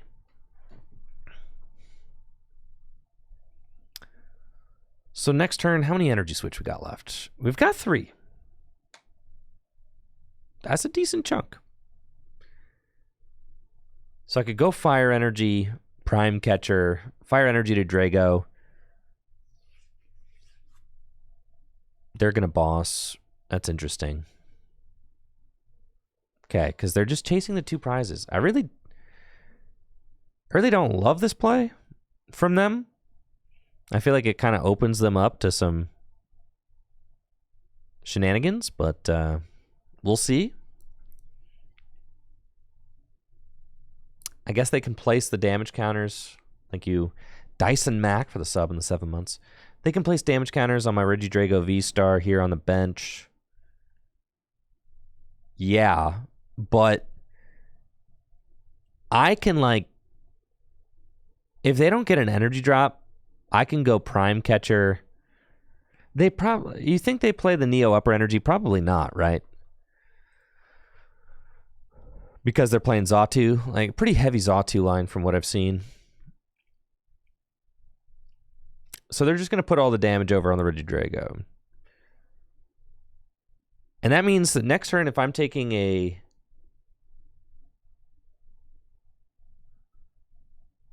And they're putting the damage on the 10 on the Ogerpon and the rest onto the Drago. Okay. Because they didn't get an energy drop down this turn. So I can lock them out of attacking if I knock out the Xatu. Which that's probably... I'm going to Iono, Prime Catcher. Like, we're doing a lot.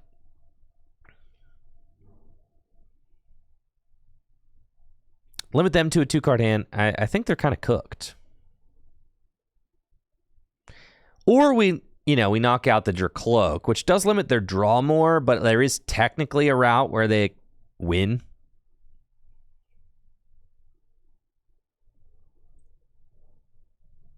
I guess I have to take out the Dracloak. Okay, so we're going to go Ultra Ball away, research for Dragapults. And then we're going to go Ultra Ball away, Pulse for just another Ogerpon is fine. We go Prime Catcher, Dracloak, and this guy, and set you to 2 cards. And now we see if we can whip up the old comeback. All right, let's party. Got our 2 grass energy, 2 energy switch in deck. My superior is actually prized, so we will want that at some point. And there are 2 energy switch in the deck, so this is fine. We can just Teal Dance. Just draw out our options. Teal Dance. And go Apex Dragon to get rid or to use Phantom Dive. And we're going to do Phantom Dive, and we're going to place 3 onto Dragapult EX.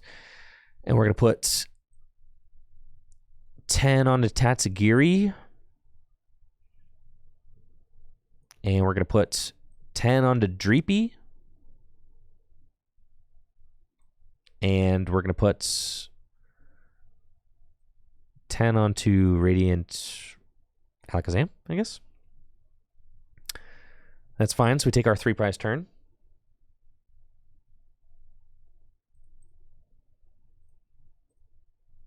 We'll take those. There's the superior and a boss. Pretty much ideal draws off of those prize cards. It's great.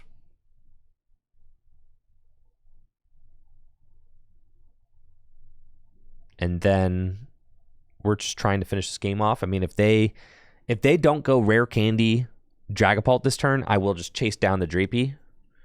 And if they bench another Dreepy, I can go boss, knock out both Dreepy, right?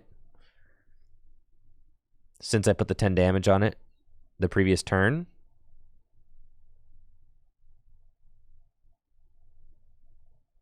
That is pretty good. We'll see what they find. They got a Clairvoyant Sense. That is scary.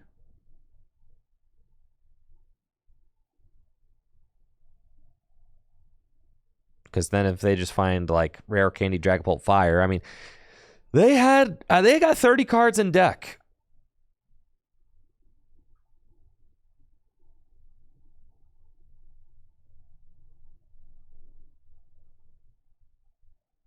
Yeah. So, like, they better not have it. I'm just saying they better not. Because they had it all on turn 2. I'm just saying. They had everything. So, ain't no way with a 4-card hand they got Rare Candy, Dragapult, Fire Energy. No. They didn't bother using Attract Customers.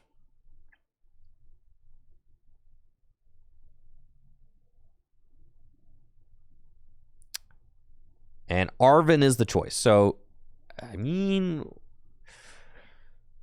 we got Ultra Ball and Devolution, so they can Ultra Ball for the Dragapults, I suppose. And then if they've got Rare Candy in hand, no, they got to go Dracloak. Okay. That's fine. That should just be win for me. Oh, and they can't retreat the Tatsugiri because of the Jamming Tower. All right, Jamming Tower is kind of good. What the heck? And that's it. They have to try and build up this Dracloak. And I can just go boss, chase down the Dracloak, double knockout, Tatsugiri Dracloak, GG's. That's it. The comeback, dude. Comeback is crazy. Absolutely nuts. They got the fire energy. I mean, they have a Dracloak. But that thing is about to get destroyed. Oh, how the momentum has shifted. Boss's orders, Dracloak. And then Superior. Get rid of these. Get all these energy back. Attach fire energy to Drago for turn. Energy switch to the Drago just so that I have a more stable board. And then we can Apex Dragon and copy Phantom Dive. And I think I'll take the double knockouts. Knocking out Tatsugiri and Dracloak, leaving my opponent with just a 2-card hand. Yo, what if they Painful Spoons me? Can they Painful Spoons me for... Not Painful Spoons, Mind... Did I need to thin my Mind Ruler? I did not count! Hold on, I did not count! Good God. All right, 1, 2, 3, 4, 5, 6, 7, 8, 9, 10, 200. Oh my God, they can do it. I needed to just play the Ultra Ball, bro. I needed to play the Ultra Ball. No. You better not, dude. You better not Mind Ruler me. They could have Radiant Czar too, but they still have to get, like, the retreats.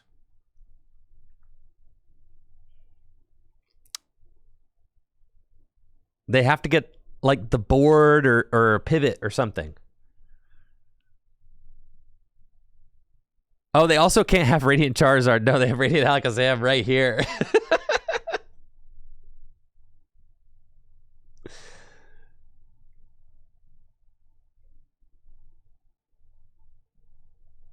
I don't think they have the switch out.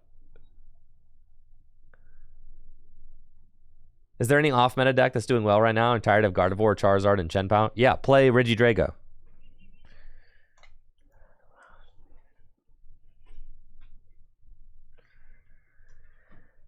How do they goof not putting Alakazam active? No, this guy can only accelerate to the bench. So they had to promote Xatu.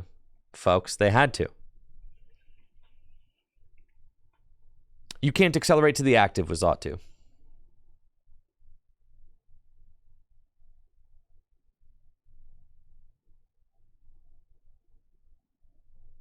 Counter catcher. Nah, that ain't gonna do it.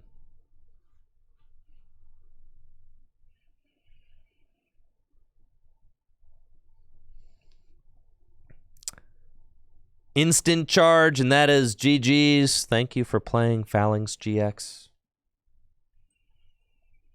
GG's. I will retreat and gladly knock out your Xatu.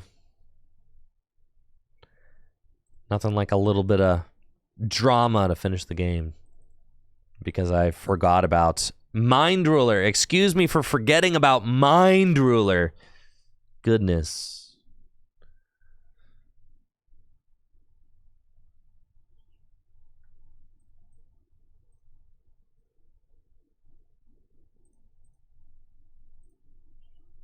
The insane Mind Ruler for game. That would have been peak content though.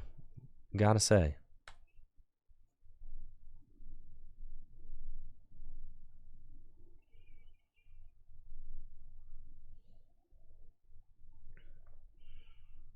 Drago? Gotta say. The Drago deck is providing today. I was a little bit of a doubter at first. But it feels like it kind of has all the pieces, huh?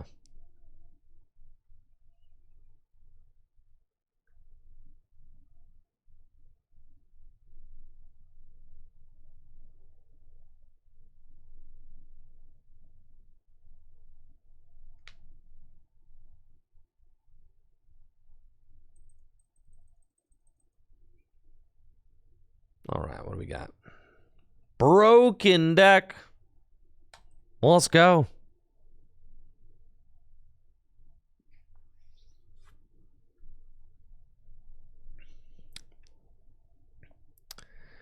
No idea what I'm up against, but there's a Cleffa involved. I've got a strong opening hand, though, with Squawk, and I think I will Squawk. But first, let's Ultra Ball and see what else we got going on. We've got one Regidrago VSTAR in the deck, so got to be careful. Getting ready to discard one. That's okay. I would like to get some energy into the discard pile, so let's do that. Squawk and also Seize. And then we can Nest Ball. And funny enough, I did find my last Regidrago, so that's wonderful. And I've got my 2 attackers in the discard pile, which is exactly where they need to be.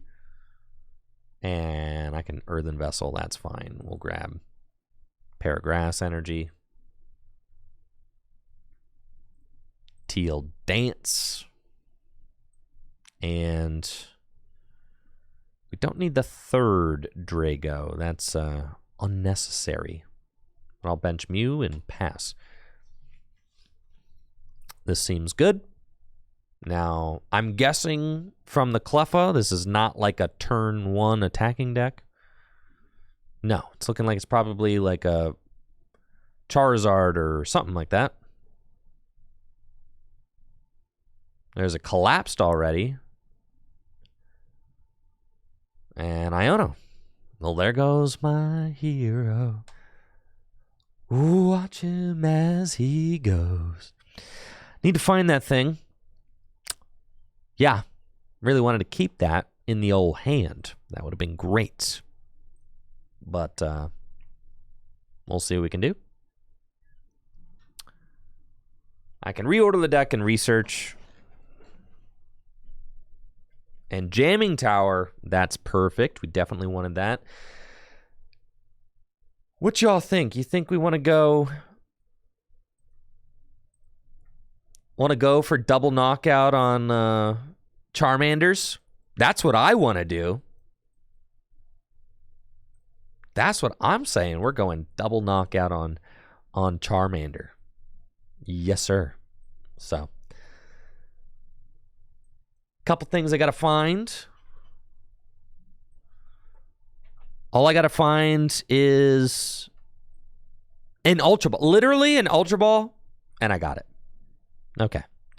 Literally all I need is an Ultra Ball. Come on, baby. Oh yeah, you're roasted. Your goose is cooked.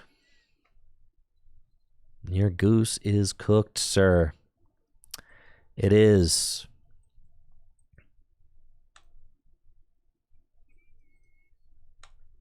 Well, I have it guaranteed now because with the Ultra Ball, now I can just go get the Hawlucha with Legacy Star.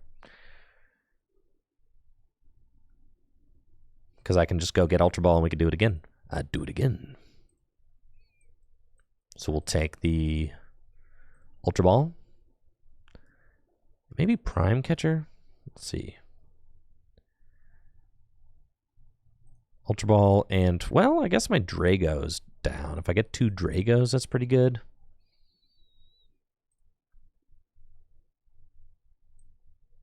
And I'm going to knock out both guys. We need the Ultra Ball for the Hawlucha. 2 energy in the discard pile. Prime Catcher is just kind of a nuts card, but I've already got Boss in hand, so we don't need the Prime Catcher anymore.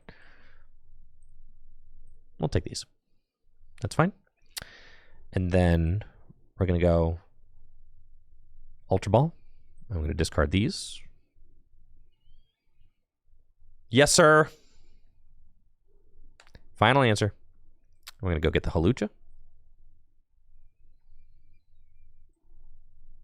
And we're going to use Flying Entry. Yes. And I would like to put 10 damage there and also 10 damage over there. And then I will energy switch off of this over here. Restart for 1. And here we go. Retreats. And that is the turn 2 Prime Catcher Hawlucha double knockout on both your Charmanders. Ha! Goodbye. Alrighty then. And I'll take my 2 prizes. Feels good, man. There's my other Drago. Definitely wanted to see that. And then the crazy thing, Ogerpon can also knock out a Charizard as well. So, in a pinch, Ogerpon's a nice backup attacker. Keep in mind, Manaphy could not have saved them there, right? The only thing that could have blocked that is to get 3 Charmander down. That was the only thing that they could have done.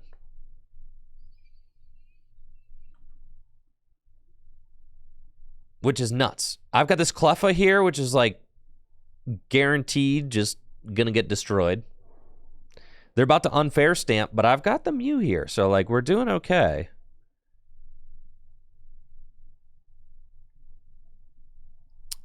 And I mean, their board just got devastated, so they are going to have to take a turn off to just go get Charmanders again. We've got Boss and a Grass Energy, which is super good. There's the Manders back. And I can take a 3-prize turn. I mean, I could just gust up Rotom and I could knock out... Shoo, that was crazy. But what's the best route? It might be to like... Oh, man, what is the best route? Because I can finish off a Charizard with Ogerpon. So the best route's probably just to take out Cleffa and Pidgey and save the boss. I don't think going to 1 prize necessarily helps, but research seems really good.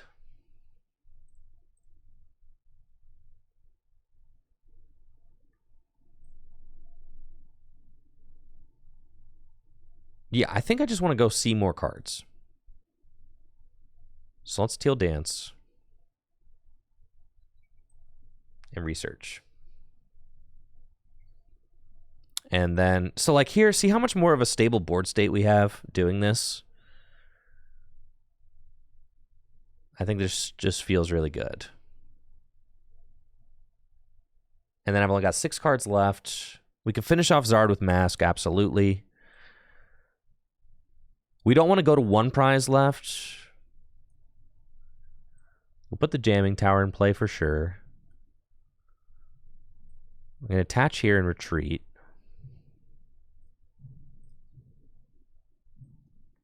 And then all I need is 2 energy to win the game, and they're just going to scoop. Let's freaking go. Yeah, we just hit Cleffa Pidgey. And then if they bring up a Charizard, I can just hit it with Ogerpon for game. GG's.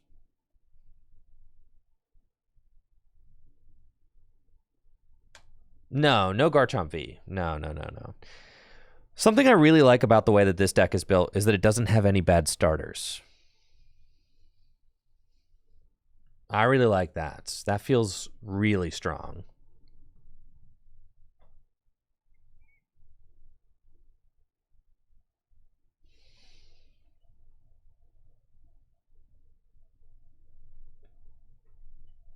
I think Garchomp V is like you have to discard a lot of energy. It does like 220 snipe or something.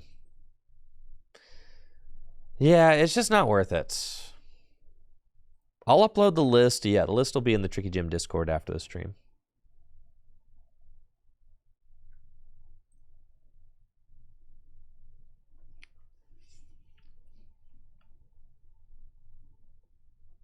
Okay. Going first, we got a pair of Ogerpon. Ooh, Lugia, huh? All right. Challenge accepted. Luigi. Yes.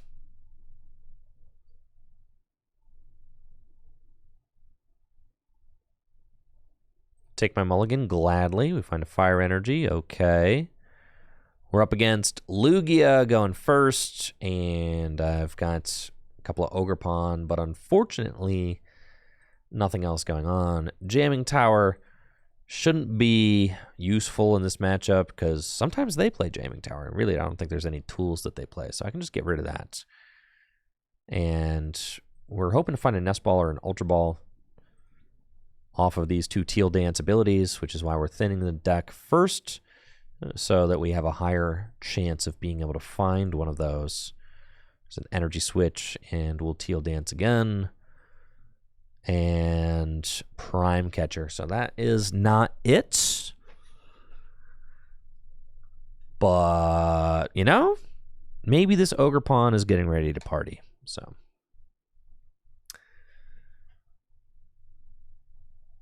maybe that's what we're doing. Would have really loved to find a... Would really love to find a Nest Ball there, but that's okay. We're going to hope that this Lugia deck does not get the turn 2 Summoning Star. That'd be terrific. All right, they got a Paralugia down. And do we have a supporter for turn? Or are we just going to read the wind? What's it going to be? Carmine. Whew, that's a lot of dudes. I think this is probably just the big basic version of Lugia then. Probably no Chinchinos, judging by the Drapion. Drapion's kind of a fun inclusion in the Lugia deck, and the basic lightning energy, yes, and they just scoop, which is fantastic.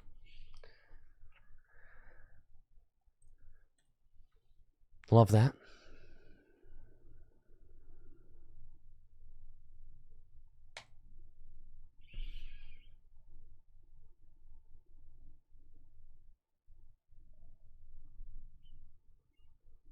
Okay. I think I like the Chinchinos personally. That's how I prefer to build it. But I like the concept of the basic deck. I don't know, being able to take huge one-hit KOs easily. It's kind of like that's what makes Lugia feel invincible. You just get a board set up with the rats, and it's like, yeah, you win.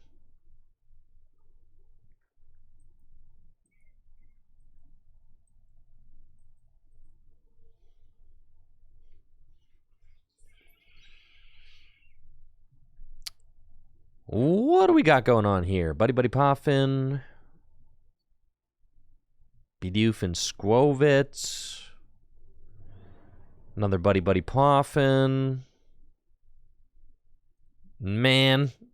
All right, we're up against a spot. Triple Buddy Buddy Poffin. Slow down. It's ridiculous. Nobody needs 3 Buddy Buddy Poffin to start the game. All right. We're up against the Spider deck. Okay, very fun. And they make it so that your Pokemon needs an extra energy in order to attack, pretty sure. So, that's fine. Get rid of these. Go get an Ogerpon. Yeah, you got it, RK Asterisk. Of course. We'll bench this guy, and let's Teal Dance first. And then we got a fire energy down. Ooh, with an energy switch. Don't mind if I do. And Professor's Research. Hey, yo, the turn 1 Dragon Laser. I haven't gotten the turn 1 Dragon Laser yet. That's kind of crazy. Teal Dance. Energy switch. Dragon Laser. All right. Cool. double energy switch, double teal dance. What's this? What's the Spide Ops EX do again? I gotta take a look at this. All right, here it is. Your opponent's active. Oh, goodness, no. I'm going to get destroyed.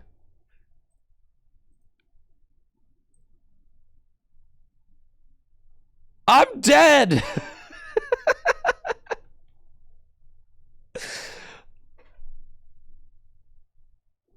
Oh my gosh.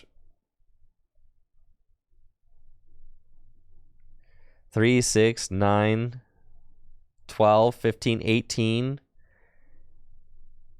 It's over. Bro, I was cooking.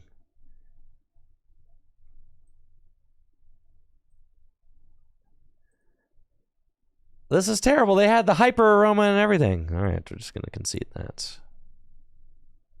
Yeah, dude. No. No, you do not get to show off to my chat your funny spider deck. Absolutely not. No funny spider deck for you, chat. No, you've been cut off.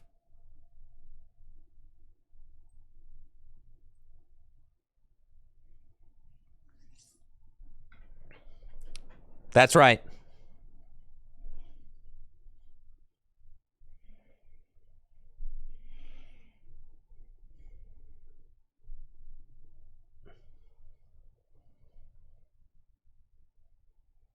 I should play the funny spider deck? All right, tomorrow.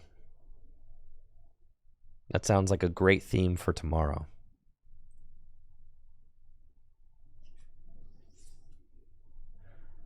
I'll need stuff to do between now and the time that Shrouded Fable is released on TCG Live next Thursday.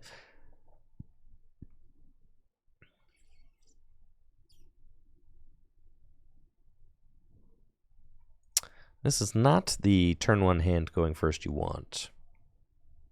No. This is not great.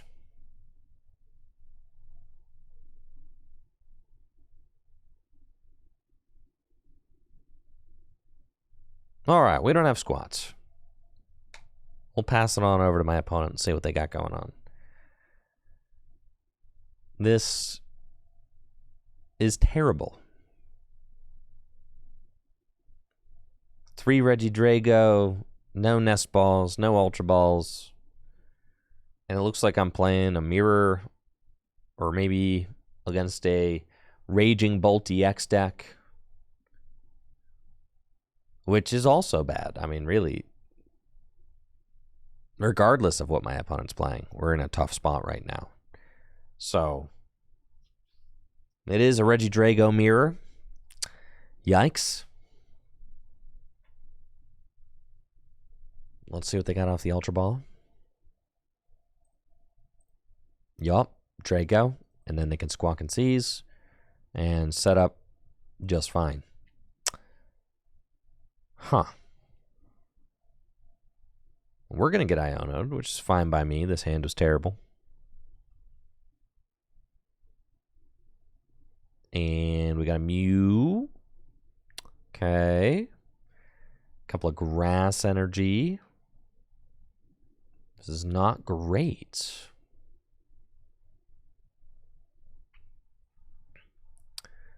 And they are setting up just fine. So what do we have to do to avoid getting destroyed here? I would like to promote a Halucha. And all right, they've got a Regidrago in their discard pile, so like maybe there's a reality where they have trouble finding their Regidrago VSTAR. Maybe.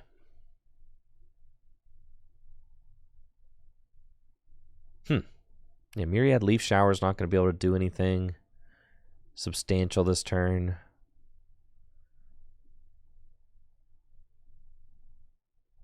So, yeah, we're just hoping for the best. Yeah, this is not looking fantastic.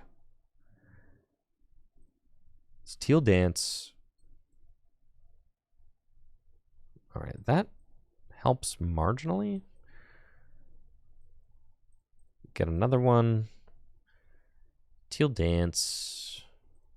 And then looking for an Ultra Ball, Research, Supporter, something. No, that's okay. All right. Then we're going Energy Switch here. Attach here. Mew down. Restart. Oh boy.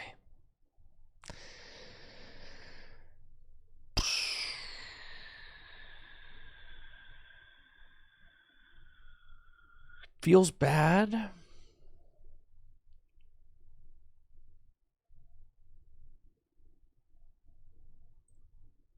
Pass.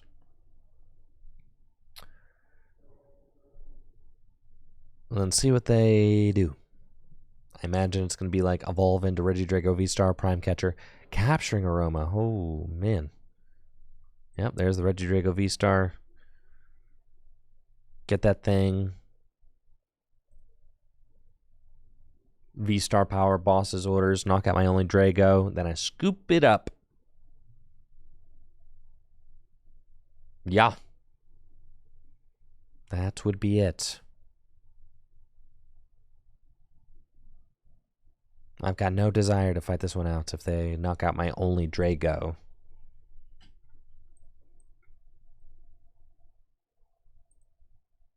But, oh yeah, the Prime Catcher. It's kind of nasty. I don't think they've seen an energy switch yet. So, like, I guess they do have to have one in hand. But they could also just go find, like, an Iono. They could get, like, Iono Prime Catcher and then just go Prime Catcher my Drago. And then, if they don't already have an energy switch, they'll likely find one off of their next supporter. I do think that they have, yep, Tina in the discard pile, so that's all they need to do that. Bigfoot Hunter says, why Tina over Bolt? Tina is becoming the more popular choice because it 280 is really as much as you need to do in most situations, considering you can soften Pokemon up with Dragapult. And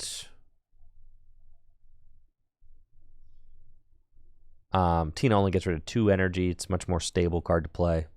And you can't start it. That's like one of the big things about it.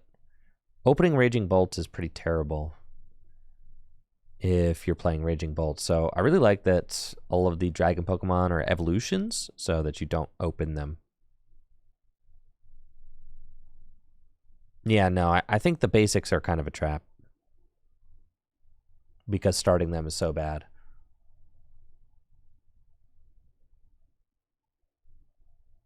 It's nice to just have like a deck that's just as smooth and consistent as possible.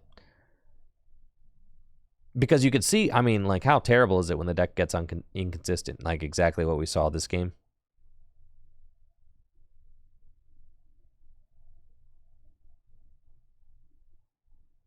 Kyurem, you probably have to play Kyurem, but honestly, I've heard some discussion about not playing Kyurem as well. So, interesting. Yep, this is terrible.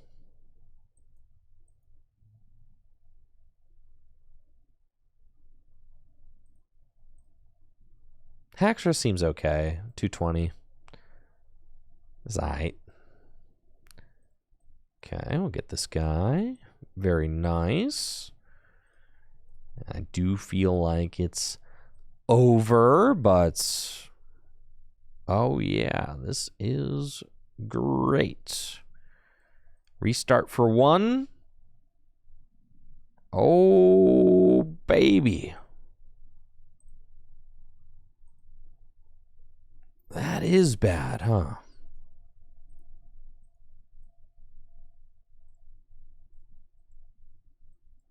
Go ahead.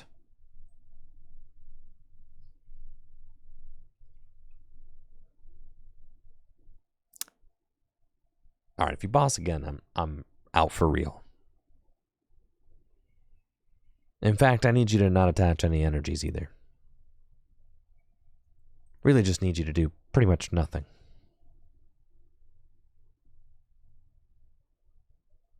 Oh, it's 2:30, not 2:20. Yeah, it seems okay. Yeah. It's when it's over. All right, folks. I'm going to work on some YouTube videos, get caught up from the vacation. I'll be back tomorrow with some more Pokemon trading card game live gameplay. And it should be a lot of fun. As I've said before, we've got a very exciting week coming up. On Sunday, we've got a bonus tabletop stream where I'm going to be commentating over the finals, a Conquest series between Ben Morris and Alex Carpenter to determine the Full Grip Games Gym Leader Challenge 2024 Championship Series champion. That's happening this Sunday afternoon, about 1 to 2 p.m. Eastern Time. Going to be streaming all night, as it'll probably take a handful of hours to complete. And then I've got a Neopet stream coming up next week, as the kind folks over at Upper Deck sent me a whole care package with cards I need to build decks, and I'm very excited to show those off. And I've got Jesse Parker coming in next Wednesday for Shrouded Fable tabletop testing, the day before Shrouded Fable is released on TCG Live, next Thursday, the 1st. And yeah, there's other news coming next week as well, but you'll have to wait till next week to see it. All right, folks, I'm out of here. Y'all have a good one. Make sure to check out FullGripGames.com for all the best Pokemon trading card game singles and sealed product. Shopping at FullGripGames.com directly supports the content I create here on Tricky Jim. And, of course, Dragon Shield for the best sleeves for all of your tabletop gaming needs. I'll see you guys tomorrow. Bye.